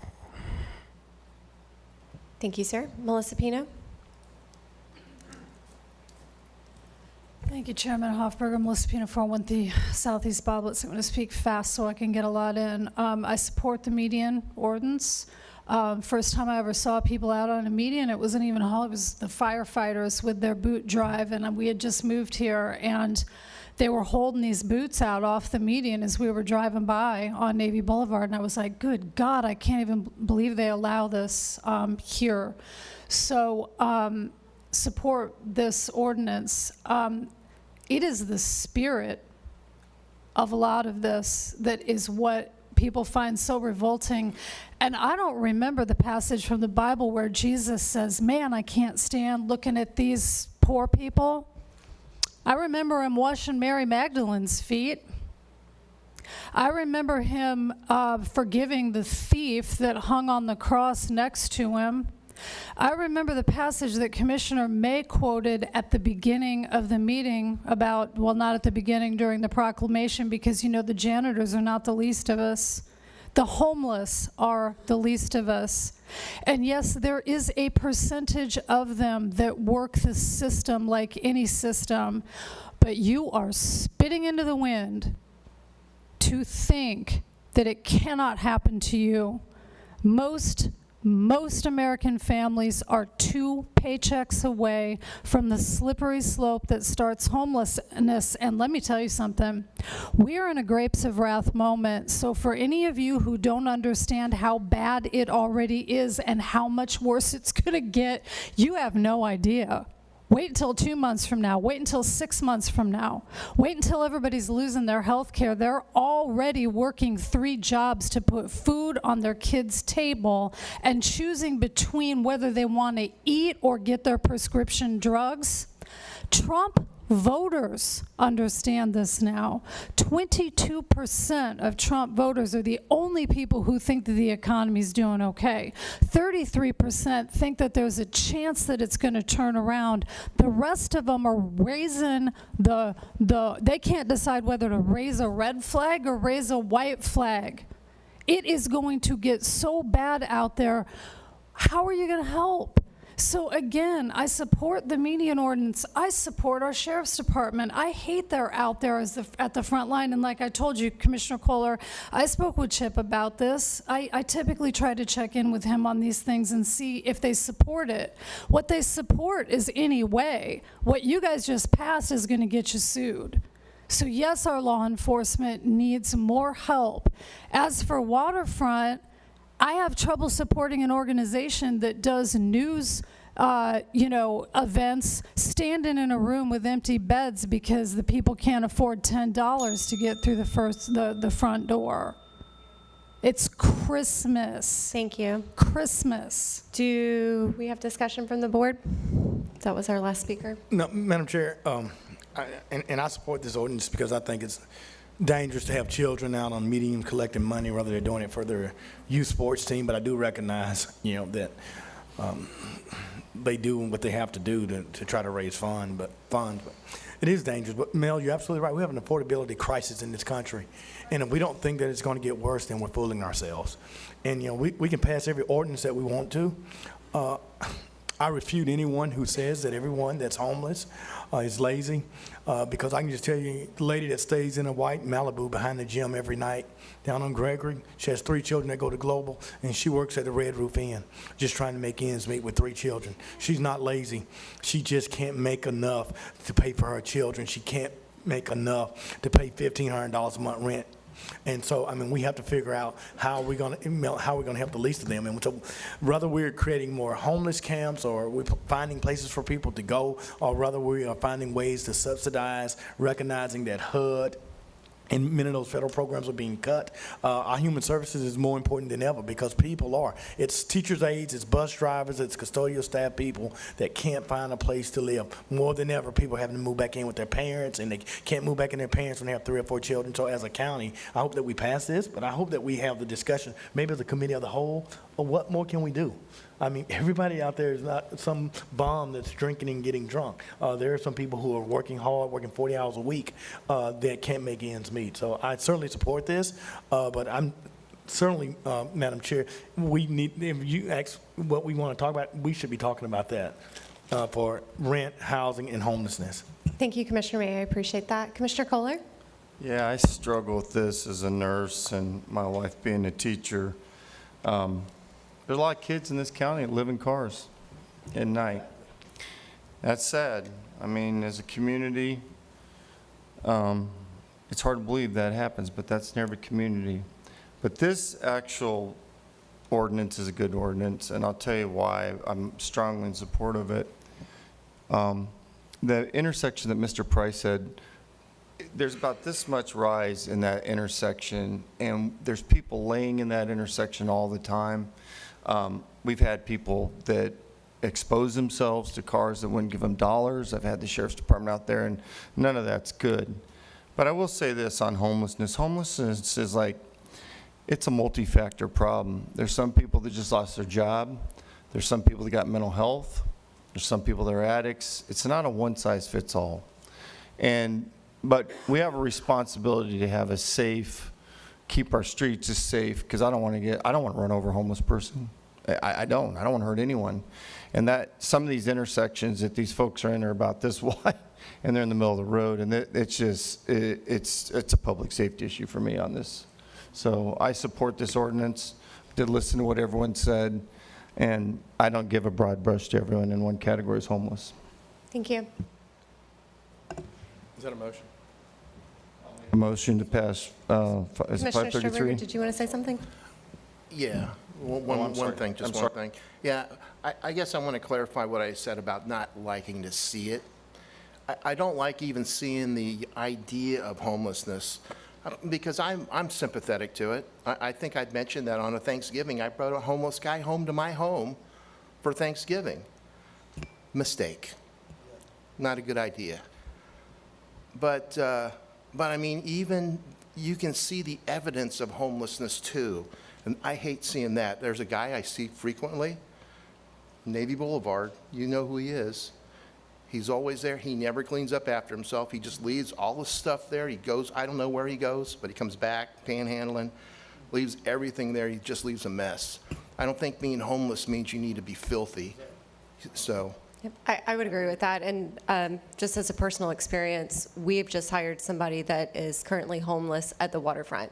So these missions will help them get their skills. So if you own a small business and you're hearing this, reach out to some of the homeless shelters and see if they have anybody to fill those vacancies in your business. Commissioner Kohler, I believe you made a motion. Do we have a second on the floor? Commissioner Berry, all in favor? 5-0, thank you. The next is public hearing 535. We do not have any speakers for 535. Do I have a second? Second. All in favor? 5-0, thank you. Madam Clerk, the clerk and comptroller's report, please. Yes, ma'am. We have 3 items on the consent agenda. The first one is the October investment report. The second is the TDT report for the October stays. You'll see that there was an increase, 1.7%. Also, minutes and reports are on the agenda. I would also like to note that I'd like to speak on CAR 1-4. Thank you. Thank you. Yes, ma'am. Do I have a motion? Motion for the clerk's report. Second? Is there a second? All in favor? 5-0, thank you. Horace, the growth management report, please. Yes. Merry Christmas to all. 545, we have the amending future land use small scale map amendment to review and adopt.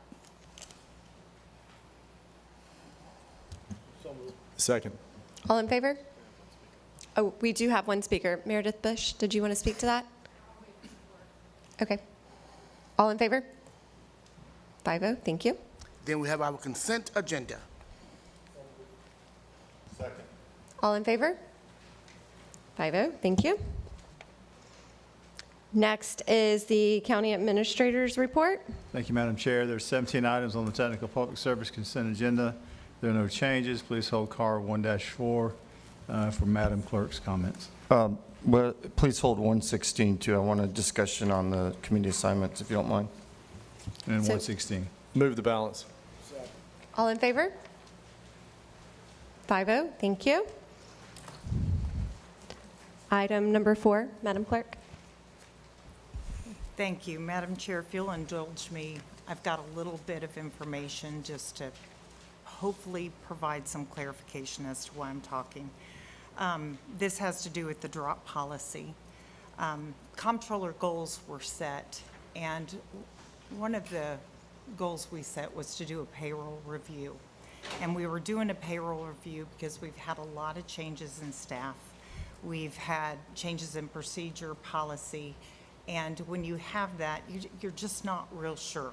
So we looked at the risk areas, and this was one of the risk areas that a staff of 4 thought we needed to address, so we did. So in November 7th, just last month, we gave you a review of the drop payouts. And we did discover that excess payouts have occurred. So here's a little bit of the background. The BCC policy for drop payouts was last amended in 2014. However, in 2021, there began interpretations of the policy by then former HR Director Crystal Dodora. Our staff continued to talk.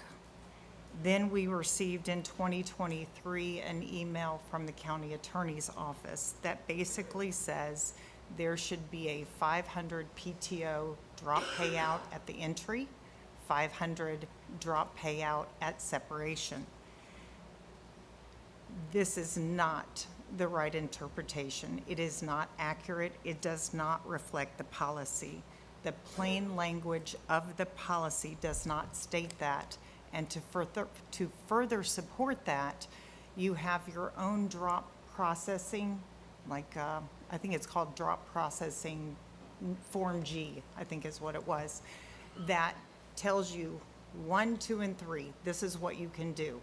And that is not an option. You cannot do 500 at the entry and 500 at the exit. So yes, I'm here to tell you that excess payments have happened. Why have they happened? My staff does not track drop payouts. Our UKG is our system that we went live on in December of 21, I think it was. And that system has its own vulnerability when it comes to payroll. It does not track drop. I believe the county HR tracks drop, but I'll let them speak for themselves. There should be no change in the drop policy. The amendment should not go forth as written.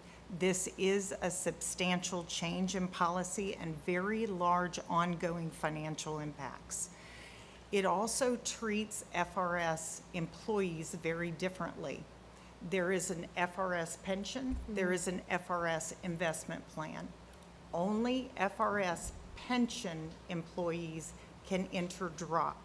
So you put FRS investment plan employees at a complete disadvantage. And there appears to be no rational basis for this. And what is the point of 2 payouts for drop participants only? And are you going to encourage every FRS pension person to enter drop, even for the minimal time, just to cash out? It could really create a huge financial impact.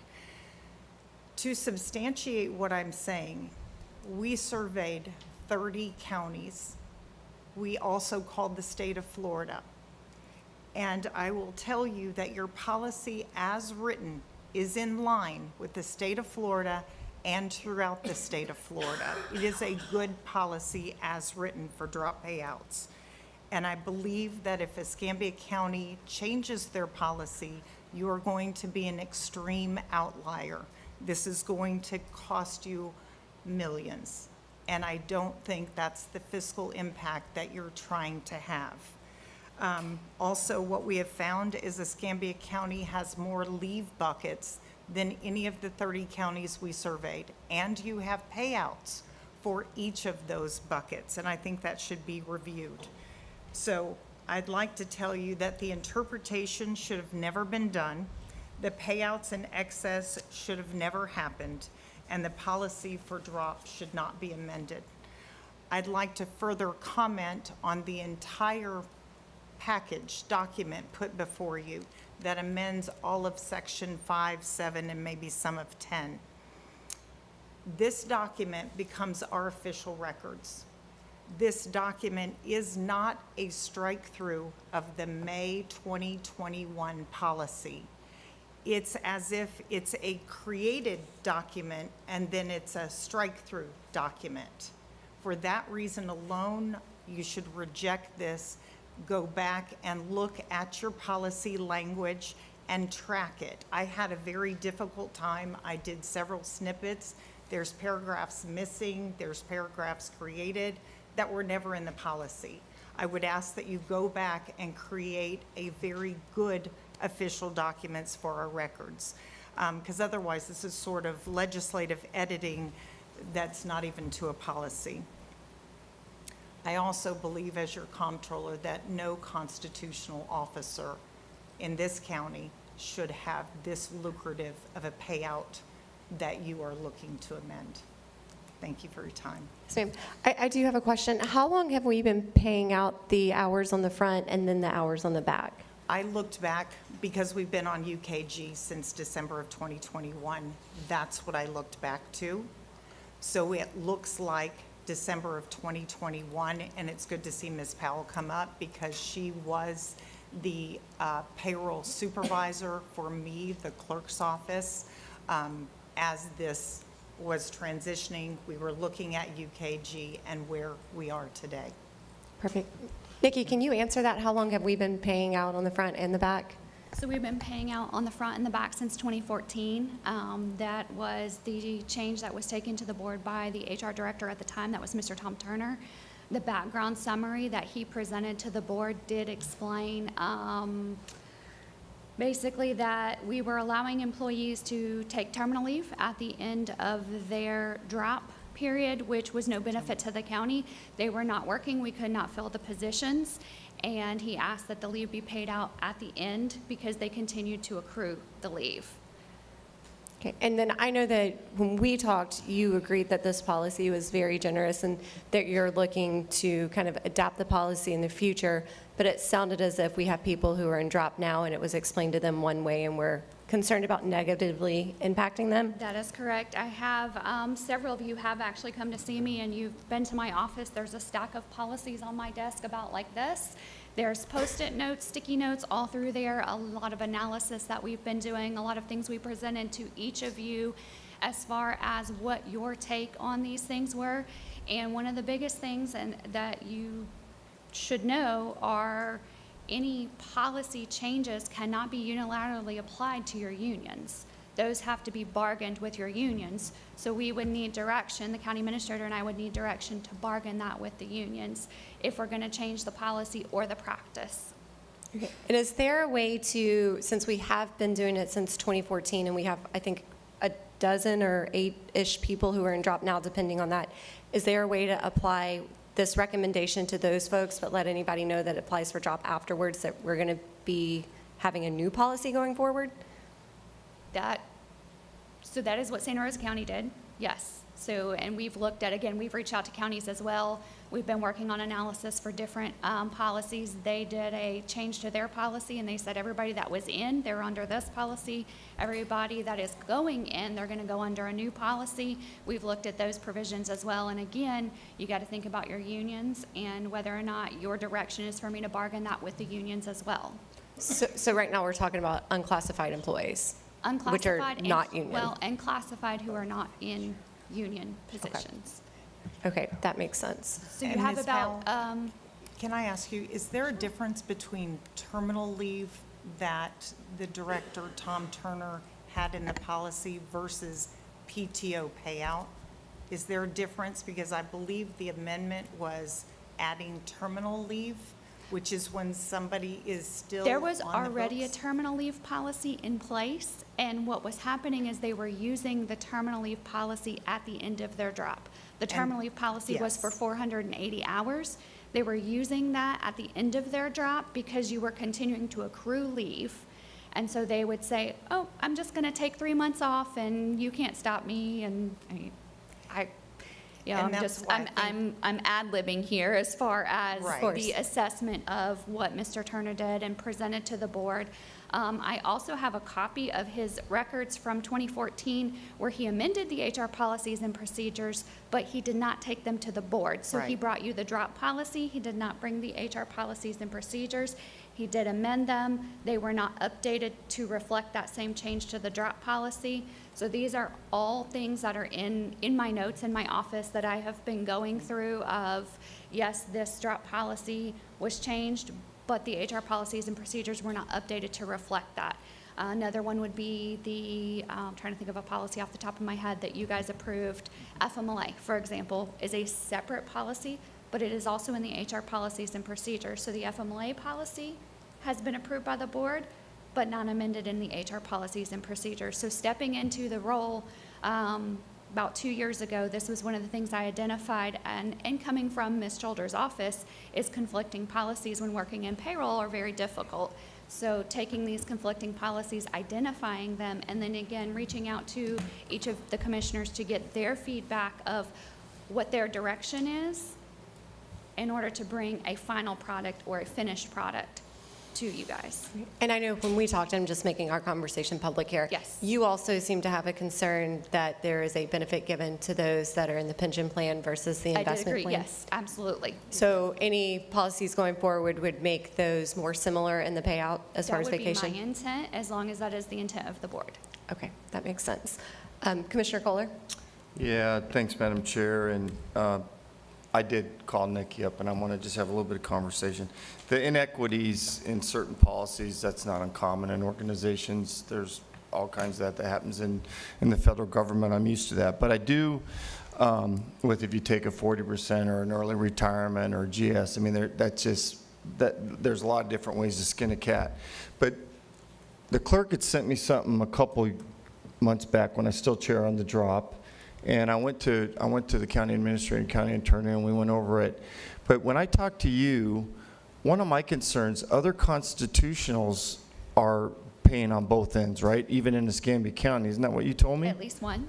Is there only one? Is it just, go ahead, you told me it was the sheriff's There's only one department. that I know of, yes.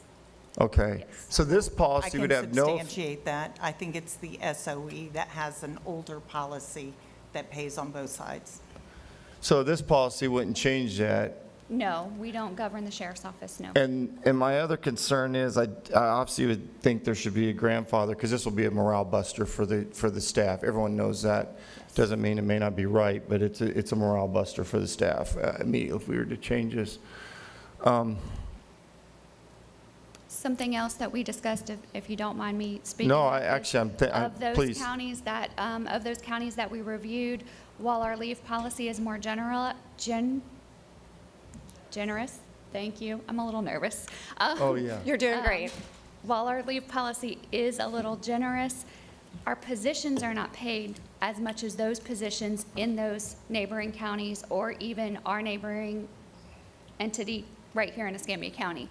So we have to look at that offset and the full benefit package when we're looking at what we're offering employees if we want to recruit and retain. Can you substantiate that in most of our positions in the county? I mean, you said that, but I mean, there's certain people in the county, I think they're probably getting more than I think on others. average, we're 6.5% below. We analyze the positions biannually as per policy. Okay. So that's something that the board, I think, should maybe consider. I don't, or change the pay scale. There's a couple options, you know, I don't know. I think it's something that we need to think about, how we want to move forward with this. Commissioner Berry?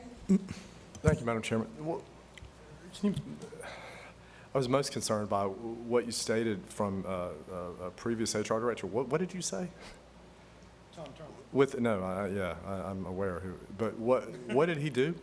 No, he submitted the drop policy change to you that you approved in 2014. Yeah. He amended the HR policies and procedures. That's the second He part. did not have them approved by the board, but he also did not push them out as approved. He had a copy in his records of amending the HR policies and procedures. So my belief is his intent was to submit a full package. So he amended them, but he never, the amendments were never implemented, is that what you're saying?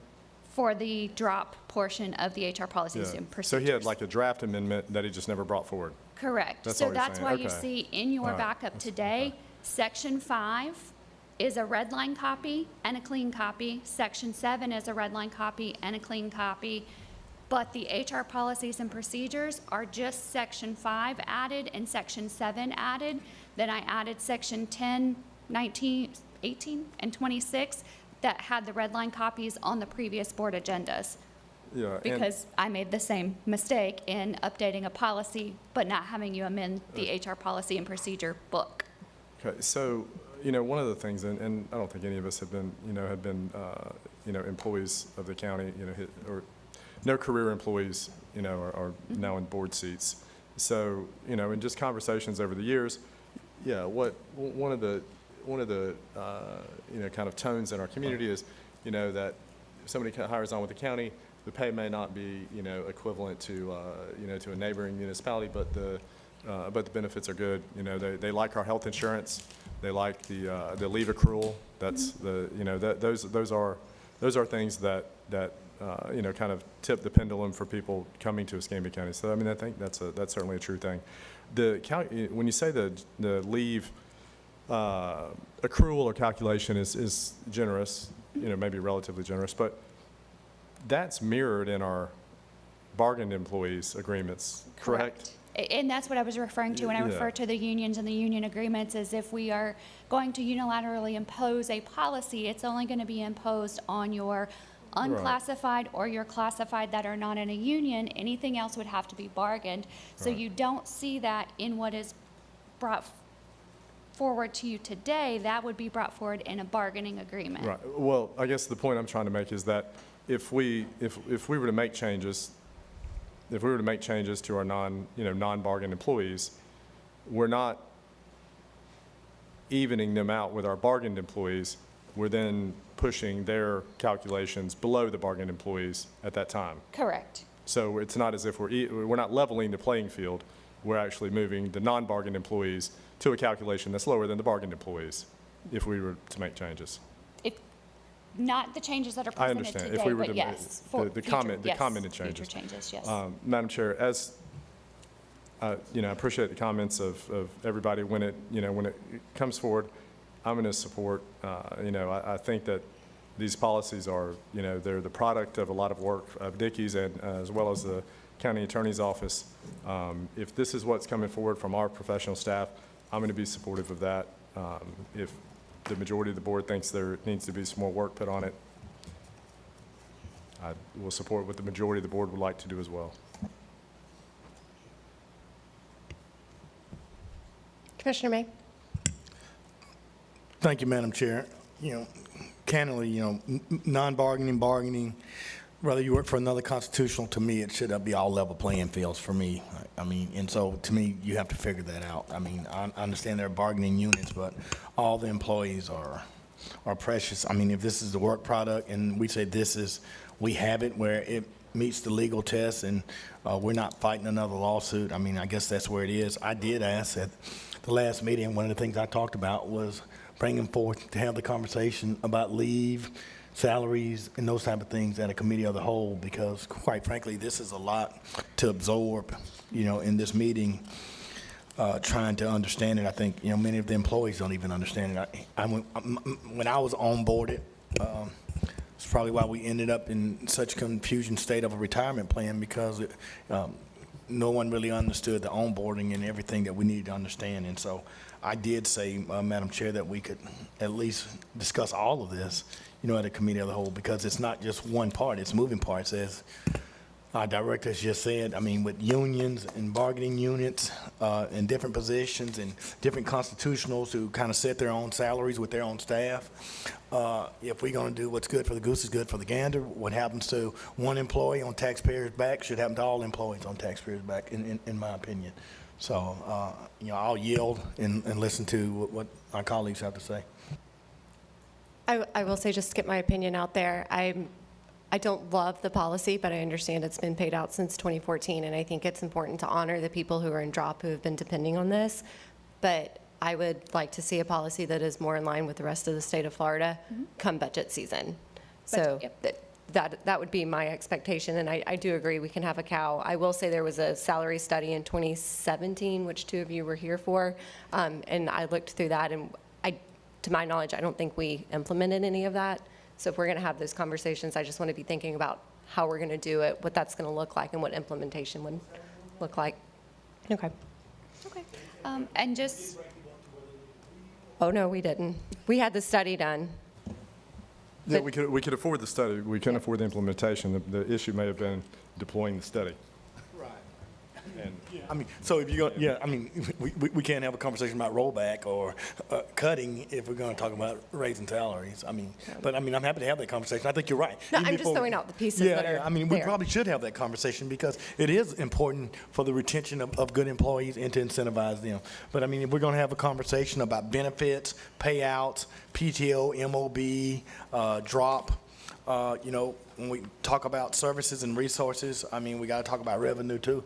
So I'd love to make that a part of a committee hall to have that conversation. And, you know, I don't know, you know, when this policy has to be adopted, you know, is it critical? Is it time sensitive tonight? If it is, I'll support it. If it's not, I'm happy to continue to have the conversation for a better clarification. I think, judging by our conversation, it is time sensitive tonight, but To maintain status quo, it would be time sensitive, but again, not opposed to a grandfather situation that we discussed that would happen during budget season. Allison, what is the legalities of that as far as like passing this, but knowing there's another policy coming down the pipeline? I mean. Do we have to notify employees, like, if you're not in by this date, or how does that work?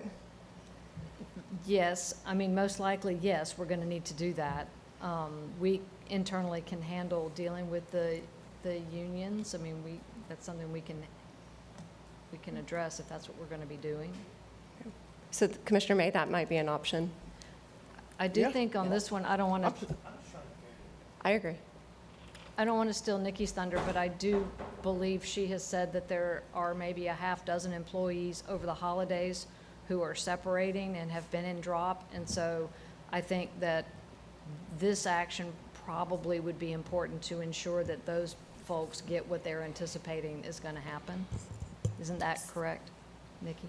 Yes. Yeah. All right. And County Attorney, I would agree, because in my drop review, I told you that I was going to follow the policy as written, because former HR director addressed terminal leave, which is different than PTO leave, which creates the conflict of clarity.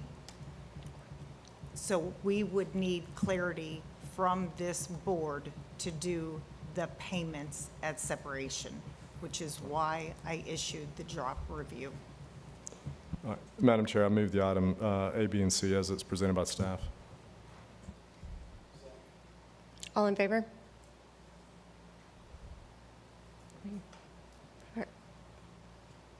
Okay, 5-0, thank you, and we'll see you back at budgeting with those other policies. Thank you. And if you guys have any questions, just reach out, let me know, we'll work on those policies. It was Madam piles Chair, of we're paperwork. bringing all this stuff back to clear all this up at a committee of the whole, right, to get an understanding of. to have So this our first conversation. committee, our first 3 committee meetings of the whole have already been laid out. The first one in January is Midtown Commerce Park. The second one is your ECAT request, and then the third one is going to be the budget. Can we get the fourth one then? Can we bring on the fourth one then? Yeah, you want to do Okay. that, or do you want to tie it into budget? Oh, at your discretion? Maybe budget. Let's tie it into budget for the third. I think Sounds that'd be good. great. The third. Wonderful. Yep. I just, you know, that, I think if I, Madam Chair, if I can make a comment.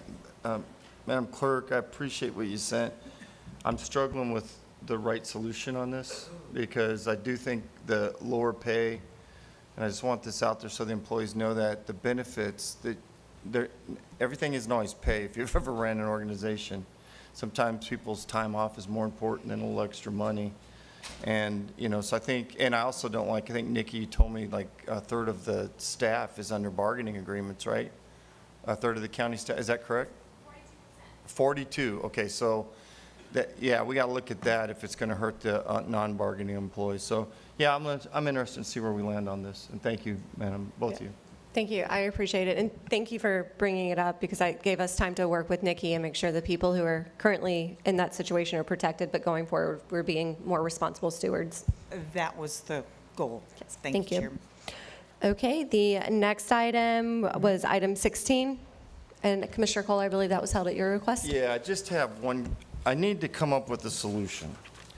And I've talked to Allison about this a little bit. I didn't really have any problem except for with one of the committee assignments, and it's the Northwest Florida Defense Coalition, and it was never an assignment till I put it on. It has never been an assignment on the board. In my opinion, that assignment should be treated like PEDC. It should be a 2-year assignment at a minimum when you're working with these folks that are, policy in the federal government moves very slow. It just does. So to work with the folks that we're working on for some of the projects, I just don't see how anyone, I would like to have 2 people on this board. Commissioner Stroberger, I know I think you've had voice that this is important to you too. The MAC doesn't bother me. I've been on that for years and I know what that's all about. But Allison, I asked you for some solutions and I'd like the board support no matter what we end up doing with this assignment.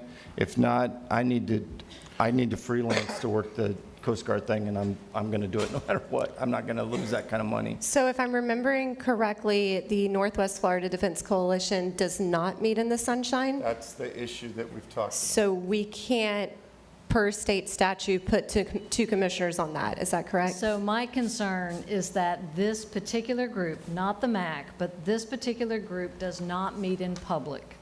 So I have advised that I would be extremely concerned about sunshine law issues if we had 2 commissioners concurrently, simultaneously sitting in board meetings in private meetings. And we do fund some of their activities. They were one of our community partners. And we got that. I asked for the increase. So, Okay. And you all voted for it. And it's necessary, and it's, even when you look at ADC, and I know, Allison, you and I have had differences of opinion on this, Santa Rosa sent 4 commissioners, and they have 2. Now, I know that we're a difference legally, but like Leon Panetta said, if we're not fighting, we're losing. It's just a fact. So this isn't something to mess around with half our economy on the line. It's just not. And, you know, I just would like to have more of a presence from Escambia County. And I agree with that. I know how passionate Mike is about this, Commissioner Kohler is about this, and I believe you got to be on it more than 1 year to really make an impact. So if we can find a way to make that happen, Allison, we need to. And like you said, I mean, the last one that we went to out there in Monterey, all the commissioners from Santa Rosa were there but 1 commissioner.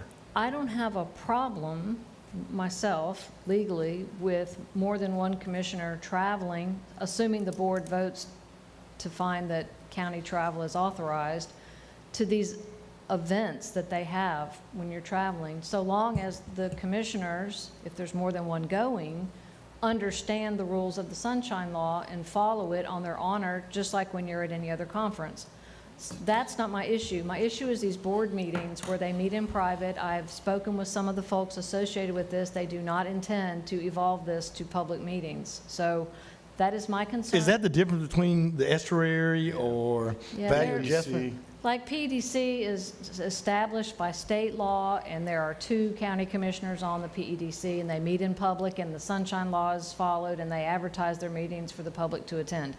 This group does not, and so I am very concerned about. Couldn't we advertise it if 2 people were going? Couldn't They we? don't want the public there. Well, I may they're getting change public that. They dollars. I will don't not know. let the public, But no, they won't let aren't the they being public funded by attend. government dollars?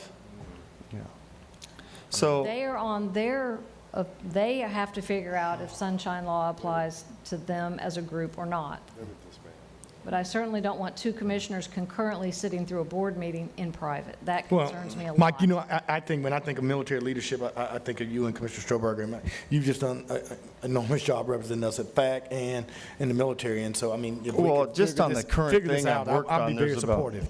there's about 5 different things I'm already working on outside. Tomorrow, I'm meeting with our lobbyists just on this project. So, and there's about 4 other things that got to happen. So I would like to make a motion that either Steve and I could be on it, if the board was okay with that, under the rules that Allison lined out, that we would honor the sunshine. And then I also will work with Shannon and Colton and Mr. Moorhead to advertise the meeting. Commissioner Talking about Berry? having the coalition meet in the sunshine? Yeah. You don't like it? They've already said they're not doing They're it. not They've gonna- told Mike, me they they're- won't do it. Mike, they're not going to do that. So, I would, one go second. ahead. I'll support I mean, I that. think Commissioner Stroberg would let you serve, Mike. I mean, you're that passionate about it. I'll help you do whatever, I'll help you do whatever you'd Steve, like are to you do. okay with me serving another year? Well, I don't know why we can't continue the way we were up until today, look, What if Mike continues to serve as the official board person and we I authorize recognize authorize your Mike's- county travel, Yeah. like she was talking about doing, where you can travel to all the things? Can you and- live with that, Steve? And the board, I mean, I'm sure the board, we would be happy to do And that. I'll be honest, I don't have a problem rolling off next year, because by then, the hangar, there's South Navy Boulevard. Yeah. If we get lucky enough to get this Coast Guard thing, it's going to probably happen in the next 30 I or will say 90 the reason days. that I put Commissioner Stroberger on there is because you have served a year, and Commissioner Stroberger moving into the chair position. Yeah. I felt like he needed those relationships within the community to make sure that he can advocate for Escambia County. And I understand that, But Madam it is Chair, that- between the two of you, however you I guys want to handle understand that. that you didn't know all the things going on, and that's, but I would just tell you, just like It's Commissioner not that I Stroberger didn't said- understand. I made a decision based on him moving into this position. Well, I don't think you knew all the things that I was doing. I guess I worded that the wrong way that offended you. But what I would say, I agree with Commissioner Stroberger that this should be 2 years, no matter what. The federal policy just moves too slow. There's no way you could be on this and have an effective impact. So I would say, Steve, if you're okay with it, I would ask that you let me serve one more year, and then I'll consider. yeah, I'm not okay, but I'll do it. I'll do it. Well, I'll make a deal with you that next year I'll roll off, if, you know. Commissioner, what if we move the chairperson's assignments, except making an edit to that committee, appointing Commissioner Kohler, but at the same time, the same motion can also authorize the out-of-county travel as necessary for the travel for Commissioner Stroberger to be able to attend, as Allison was alluding Is to. that a motion? That is my motion. I second it. Okay. All in favor? Steve, if you can live with that, that's. Thank you, Commissioner Stroberger. And honestly, So much for this. the board I would like to share with the board, it's important to have more of an impact. And there's only a few veterans on that board. We're just Steve- gonna hold you accountable for getting those jobs. It's a big lift, buddy. I will say, as we're adding to the Cal spending, you guys need to check our travel budget because it is a lot. Okay, moving on. Madam Chair, Yeah, you know. there are Yes, sir. 35 items on the Budget Finance Consent Agenda. There are no changes. Please hold card 2-35 for speaker. Wonderful, thank you so much. Car 2-35, Mary Kanopka, you're speaker for that, if you want to come on up. Oh, I'm sorry. Hold on just a second. Do we have a motion to move the balance? Do we have a second? Second. All in favor? Okay, 5-0, thank you. Ms. Kanopka?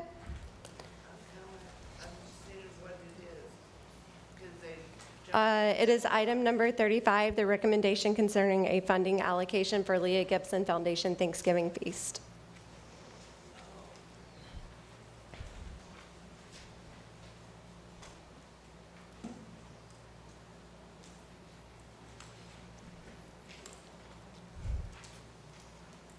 Okay, I'm here. Commissioner Kohler, you said in one of these meetings not long ago that you were a good butcher when you're talking about budget. And I'm telling you, all these little things, giving our tax money here and there, there's lots of food banks out there. There's lots of veteran services out there. These little ones that pop up that want 500 here and 1,000 here, say, oh, we'll help veterans, we'll help homeless. I mean, there's a lot of places to help already. And I just think all these little boondoggles, uniforms for a basketball girls team, this and that, it's just spending our money, spending our money. We've had to cut back. You guys need to cut back. Save some of our money that you are extracting from us. Okay? I'm homeless. I don't have my hand out. You teach a person to fish, how to catch the fish, not sit back and expect it. I employ nothing but disabled people. I have a homeless, disabled person that I employ. And he's decided to turn his life around and go to school. So he's in a voc rehab program at Pensacola State. You need to get out in the community, get sponsors for these homeless people. See if you can get a person to sponsor a homeless person. And the homeless people that don't care, they want to stay addicted, they have that behavior, you know, it's their choice. So I decided, just because I'm homeless, I'm still going to have my job and I'm still going to do the right things. So that's it. Thank you for your time. Board, do we have any discussion or a motion to move item 35? Second. All in favor? Okay. I do want to say I have a meeting with the clerk and her attorney next week to go over some details so we can work together on future funding and make sure that we have a clearer picture of this, because I know we have some that have been approved and not paid, and I want to make sure we're being transparent and working together as a team. So thank you for setting up that meeting, and Kristen Huell is also working with us on that. So thank you. We need to go back and make a correction to card 1-2. The time listed on the agenda was for that meeting to be, or that hearing to be scheduled at 9:33 a.m. We need to make an amendment for that to be at an amendment to 5:33 p.m. So can I get a motion to make that change? Move to amend card Thank you. 1-2 to All in favor? 5-0, thank you all. Card discussion items, Wes? Thank you, Madam Chair. Item number 1 is a recommendation concerning the authorization of payment for general release of all claims against Escambia County. This has to do with the West Kingsville Road widening project. I move the item. Do we have a second? Second. All in favor? Thank you. Item 2? Board, I'm asking the board to approve and ratify my selection of Thaddeus Davenport as the Mass Transit Director. I've worked with Thaddeus for quite some time. I've watched him successfully launch microtransit. I've watched him successfully do some stuff on the beach. Just the other day when the folks from Guantanamo Bay were here, last minute I saw him coordinate some rides to the Bay Center. But more importantly, he brings 23 years of mass transit experience. I respect him highly, and I think he and I and Debbie and staff at the Mass Transit and at ECAT are going to be doing some great things very shortly. I think we have moved the needle, but we have a lot of work to do, and I do feel like Thaddeus is my person to help me do that. Okay. Is there any discussion or a motion to move? Yeah, I move item 2. Wonderful. Do we have a second? And, yeah. Second. All in favor? 5-0, thank you. Item number 3, I believe we need a written vote for that. Yes, congratulations. I'm sorry. Thank you. Thank you so much.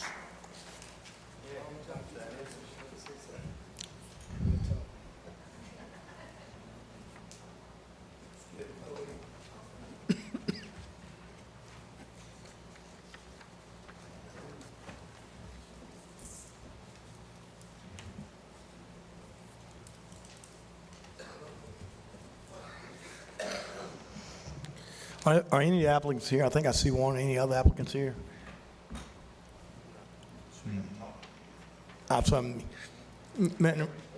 We voted now, but I mean, maybe we could have let them spoken. Casey, do you guys want to say anything? I mean, is that the only person applying for the job, Madam Chair? No, there were 3 applicants on the thing you just filled out. Yeah, is she the only one here tonight? Yes, I believe so. Okay.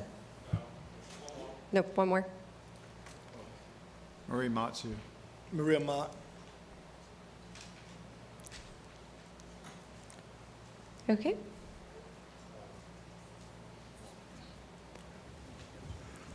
All righty, ladies, whoever can go first.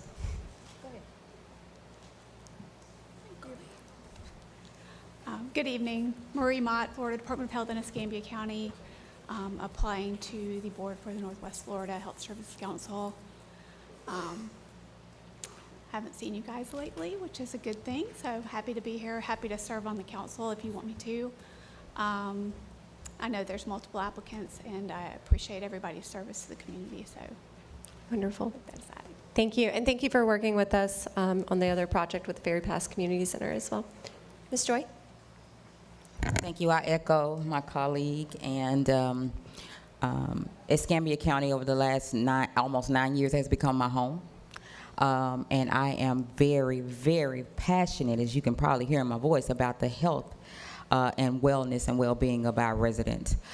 This council is a blessing to so many people. When we talk about uninsured, underinsured, lack of, they show up, and I would love to serve. I'm gonna serve regardless, not saying that if you don't appoint me, but I'm gonna volunteer and do what I need to do with them, so thank you so much. Wonderful, thank you. Hi. Hi there, I'm Trudy. I'm representing Northwest Florida Health Council. Our executive director could not be here, however, he did provide a letter, if you would like me to read that. Yes, please, thank you. Thank you. I'm a little nervous, so please It's excuse okay, me. just act like you're reading a children's book. Okay. There you go.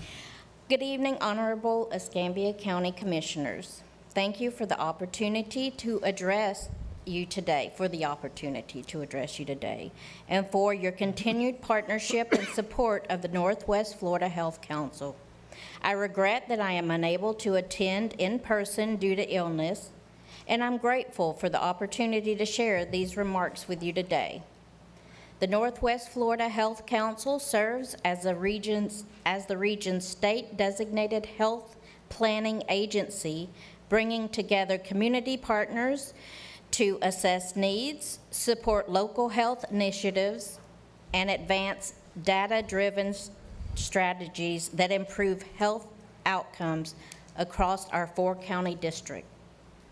I am writing regarding the 3 applicants who have submitted their names for consideration to serve as Escambia County representative on the Northwest Florida Health Council's Board of Directors.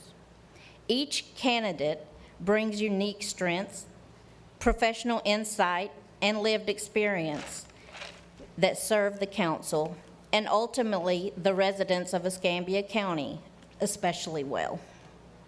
Each applicant also represents organizations that are invaluable partners in our shared work, and we are genuinely grateful for the strong collaboration across Escambia County.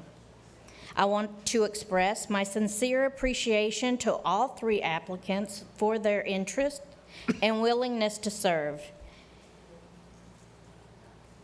It is evident to each of them that each of them is deeply committed to improving the health and well-being of our region.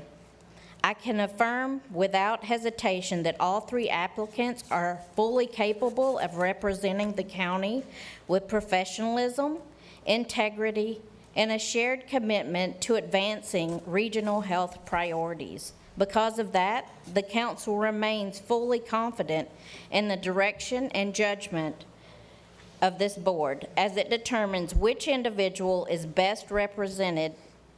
will best represent Escambia County in its role. We stand ready to welcome and support whomever you appoint, and we remain committed to our strong partnership with all 3 candidates and the organizations that they represent. Thank you again for your partnership, your leadership, and your continued investment in the work we do. I trust your deliberation and decision, and I look forward to continuing our strong relationship in the months ahead. Best regards, Kyle Merritt, Executive Director. Wonderful. Thank you so much for being here and taking the time to share that. Is there anyone who needs their paper back to change their vote? Okay, do we have a tally on the votes? Madam Chair, District 1 voted for Marie Mott. District 2 voted for Joy Powell. District 3 voted for Joy Powell. District 4 voted for Joy Powell. And District 5 voted for Sally Burgosh, for a total of 1 vote for Sally Burgosh, 1 vote for Marie Mott, and 3 votes for Joy Powell. Wonderful. Thank you all. We really appreciate everything you do for our community. And Move to appoint Joy Powell. Thank you. All in favor? 5-0. We appreciate that. Item number 4, looks like we are talking about the Bay Center. Was there documentation supplied for this? No, okay. Thank you, Commissioners, for the opportunity to come and give you an update. We've been having conversations with staff and wanted to bring this to you today to get the group together instead of individually one-on-one and seek your guidance if it's okay to bring forward the studies, the reports, the findings at a meeting in January. We're at the point where the final drafts have come in. We've compiled everything from the CSL study, which is a feasibility to determine what types of buildings and shapes we need, what type of amenities we need, and then what kind of performa it can do in return, as well as some cost designs and estimates on what that would look like. It was a bit challenging because as we went through the process, we did look at a holistic view, not just putting a building in there and not figuring out parking, because with additional facilities, you are going to need additional parking. That is a very pricey price tag to build parking structures. The one concept that came in was a stacked version with event center in the back parking lot with an ice sheet, parking garages, but also the study did return a demand or a need for a headquarter hotel connected to it. So I know we have the issue with the Grand Hotel and what's going on over there. That's really private, development in that area. It's not necessarily public, but we wanted to put forth together a plan that shows you what can happen and give you those options on the table. We also have within that, because of the stacked version, which maximizes the most use, it is the most expensive to build because you have to support the structure to put an exhibition floor over an ice rink that takes quite a bit of steel. You can't have the columns, the spaces, and so forth. So we are bringing forward some different options where it separates those, and also gives you the way of looking at it is if you want all 3 components, but the price tag is too much, the budget can't afford it, then we can look at where we can cut, what we can look at to do.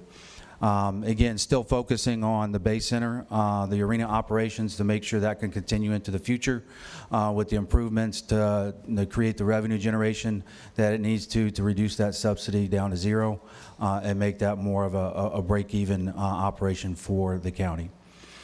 And so with that, any questions and to seek guidance for me to take back to my corporate office, our Legends Global team members, our Vice President of the United States, Vice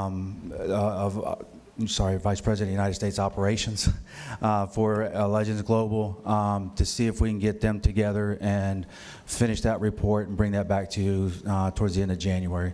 We had mentioned we would bring it back to you end of November, beginning of December, but we wanted to put more pencil to paper because of the parking problem to make sure that we flesh that out to be able to deliver you a good product. Okay, so confirming that won't be ready until the end of January? Correct. Okay, so maybe we can add that as part of our February CAL. We can look at that. How long is this ECAT conversation going to take in February? If I may, we were trying to, and again, it's up to you on your dates and so forth, but I looked at the schedule and we were trying to target that. I think you had something January 22nd. If you tell us January 22nd, we're going to plan to deliver it on January 22nd. Okay, so you're comfortable doing it at a BCC meeting? You don't need a committee meeting of the whole? We're going to give you a full presentation. So, Michael, with all is that presentation included in, I know that when we had the joint meeting with the city council and the mayor, that they were looking at a study. I mean, is this just completely independent, or do we need to be having a discussion with the results with the city of what they had Because I know This is completely independent. This is what Legends Global came forward to do, to deliver for the Bay Center itself.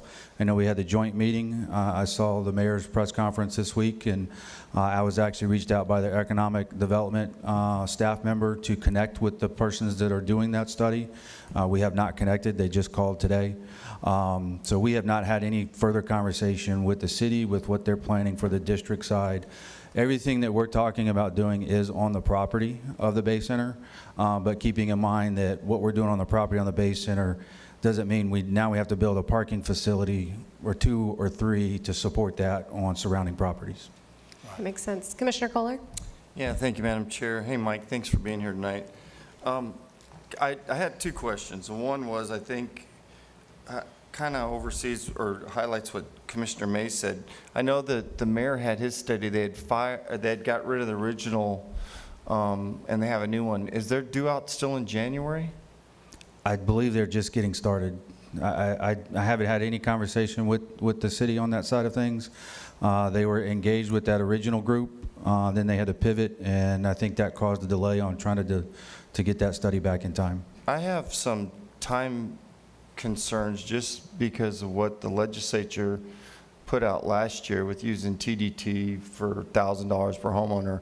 If that was to come back and get life, this would never happen. This would not happen. This project couldn't happen without a really big bond, without using those tourist development dollars. Well, I mean, if the funds are encumbered, then. If they are, yeah, well, that's the point. That's why I said the time sensitive. No, but if they were encumbered, like what Commissioner Berry is saying, then we're good. Yeah.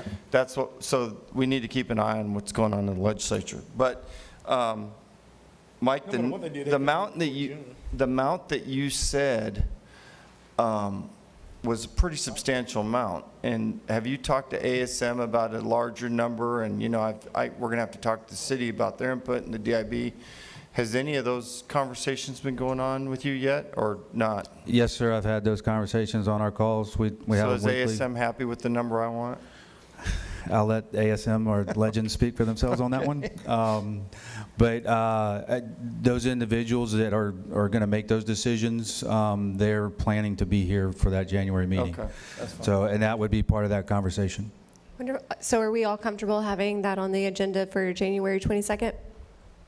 Okay, do we need a motion for that? Nope. Yes, thank you. Yes, sir. We'll start coordinating it that next week. And I would envision, I don't want to count anybody in without their, looking at their schedules, but should include CSL, which did the study for the feasibility, and then Populous, which did the study for the architect, design, engineering side of it, and then our Legends project development team. Same individuals that recently did the renovations with the New Orleans Superdome and other major projects that we work across the country with. Can we get the documentation that's going along with that about a week or 2 ahead of time so we can start looking that over? I've Maybe. targeted January 9th. Okay. If that's plenty of time. That's wonderful. Okay. Wonderful. Thank you so much. The Yep. fence looks great, by the way. Thank you. Awesome. Thank you, guys.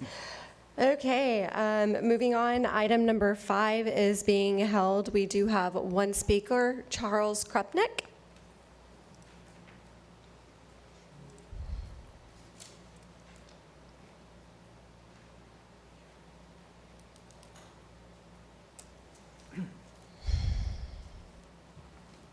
Yes, Charles Krupnick, 14500 River Road, Perdido Key, and director on the Perdido Key Association Board of Directors.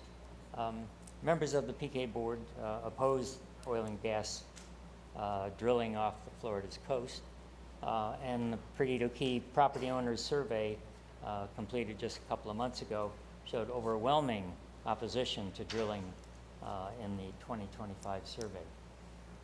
The Escambia County Commission resolution. Thank you, Casey. Thank you. The Escambia County Commission resolution put forward looks like a very positive step towards reversing or trying to reverse the federal plans to drill off our coasts. The economic hardships and personal problems that many felt from the 2010 Deepwater Horizon oil spill, including things like suffering health concerns for breathing dispersants from the cleanup. Those Some of those are past, and the key is doing very well, but that was a very traumatic time for many. The beaches on Perdido Key eventually survived the oil spill in fair shape because they're mostly sand, so bacteria and plentiful oxygen could convert the oil to water and CO2. The swampier areas to the west were less fortunate, as were species such as newborn dolphins, green turtles that feed mostly on vegetation. So some of the wildlife loss is past.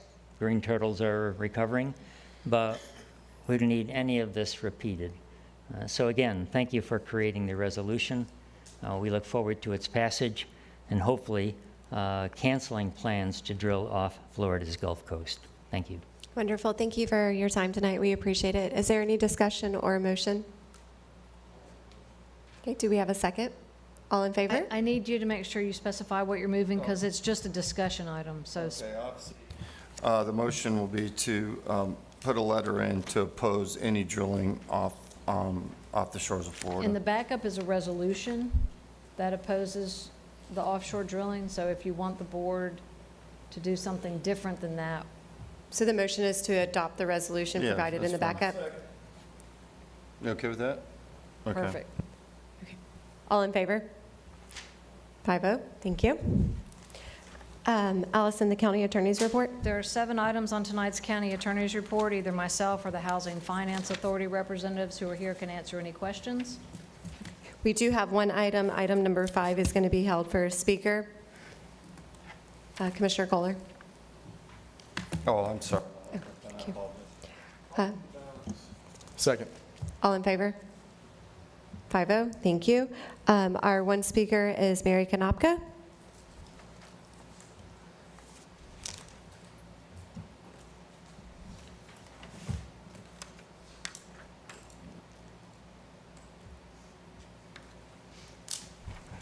On this case that is item number 5, I was curious as to what pot of money that $40,000 is coming out of.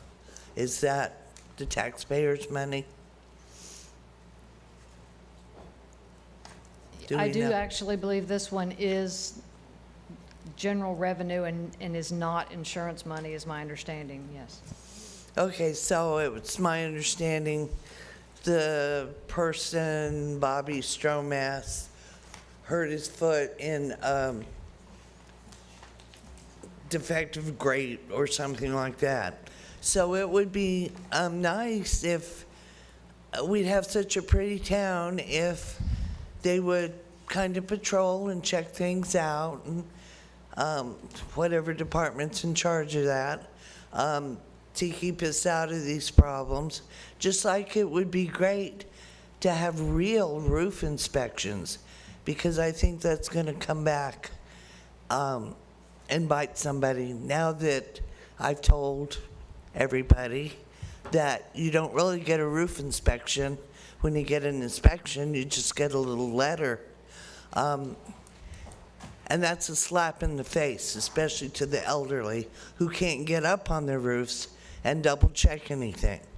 So, Mr. Moreno, did you know that was going on over on Park Place? I know that Tim Tolbert does a good job with his inspections, and our inspectors do a good job. As far as roof inspections, I can certainly put him in touch with you, let them walk you through that process. Okay, well, talk to Miss Reber too, because she's the one that told me he just does drive-bys. He may get on the roof for commercial, but residential, I was told they just do drive-bys. So I'll make sure we get you that clarification. I appreciate it. Thank you. I move the item. All in favor? 5-0. Thank you. I appreciate it. That is all for the county attorney's report. Did I miss anything? That's it. That's it. Okay. We did have one item added to the agenda. It was in reference to the letters of support for the Coast Guard. That's what you did during the. Okay, so we voted on that. We're done. Okay, wonderful. And we'll work with D2's office, if that's okay with you all, and then we'll make sure that each 5 of you sign it. Okay. Are there any other announcements? No. Okay. Our meeting is adjourned. Thank you so much, and Merry Christmas.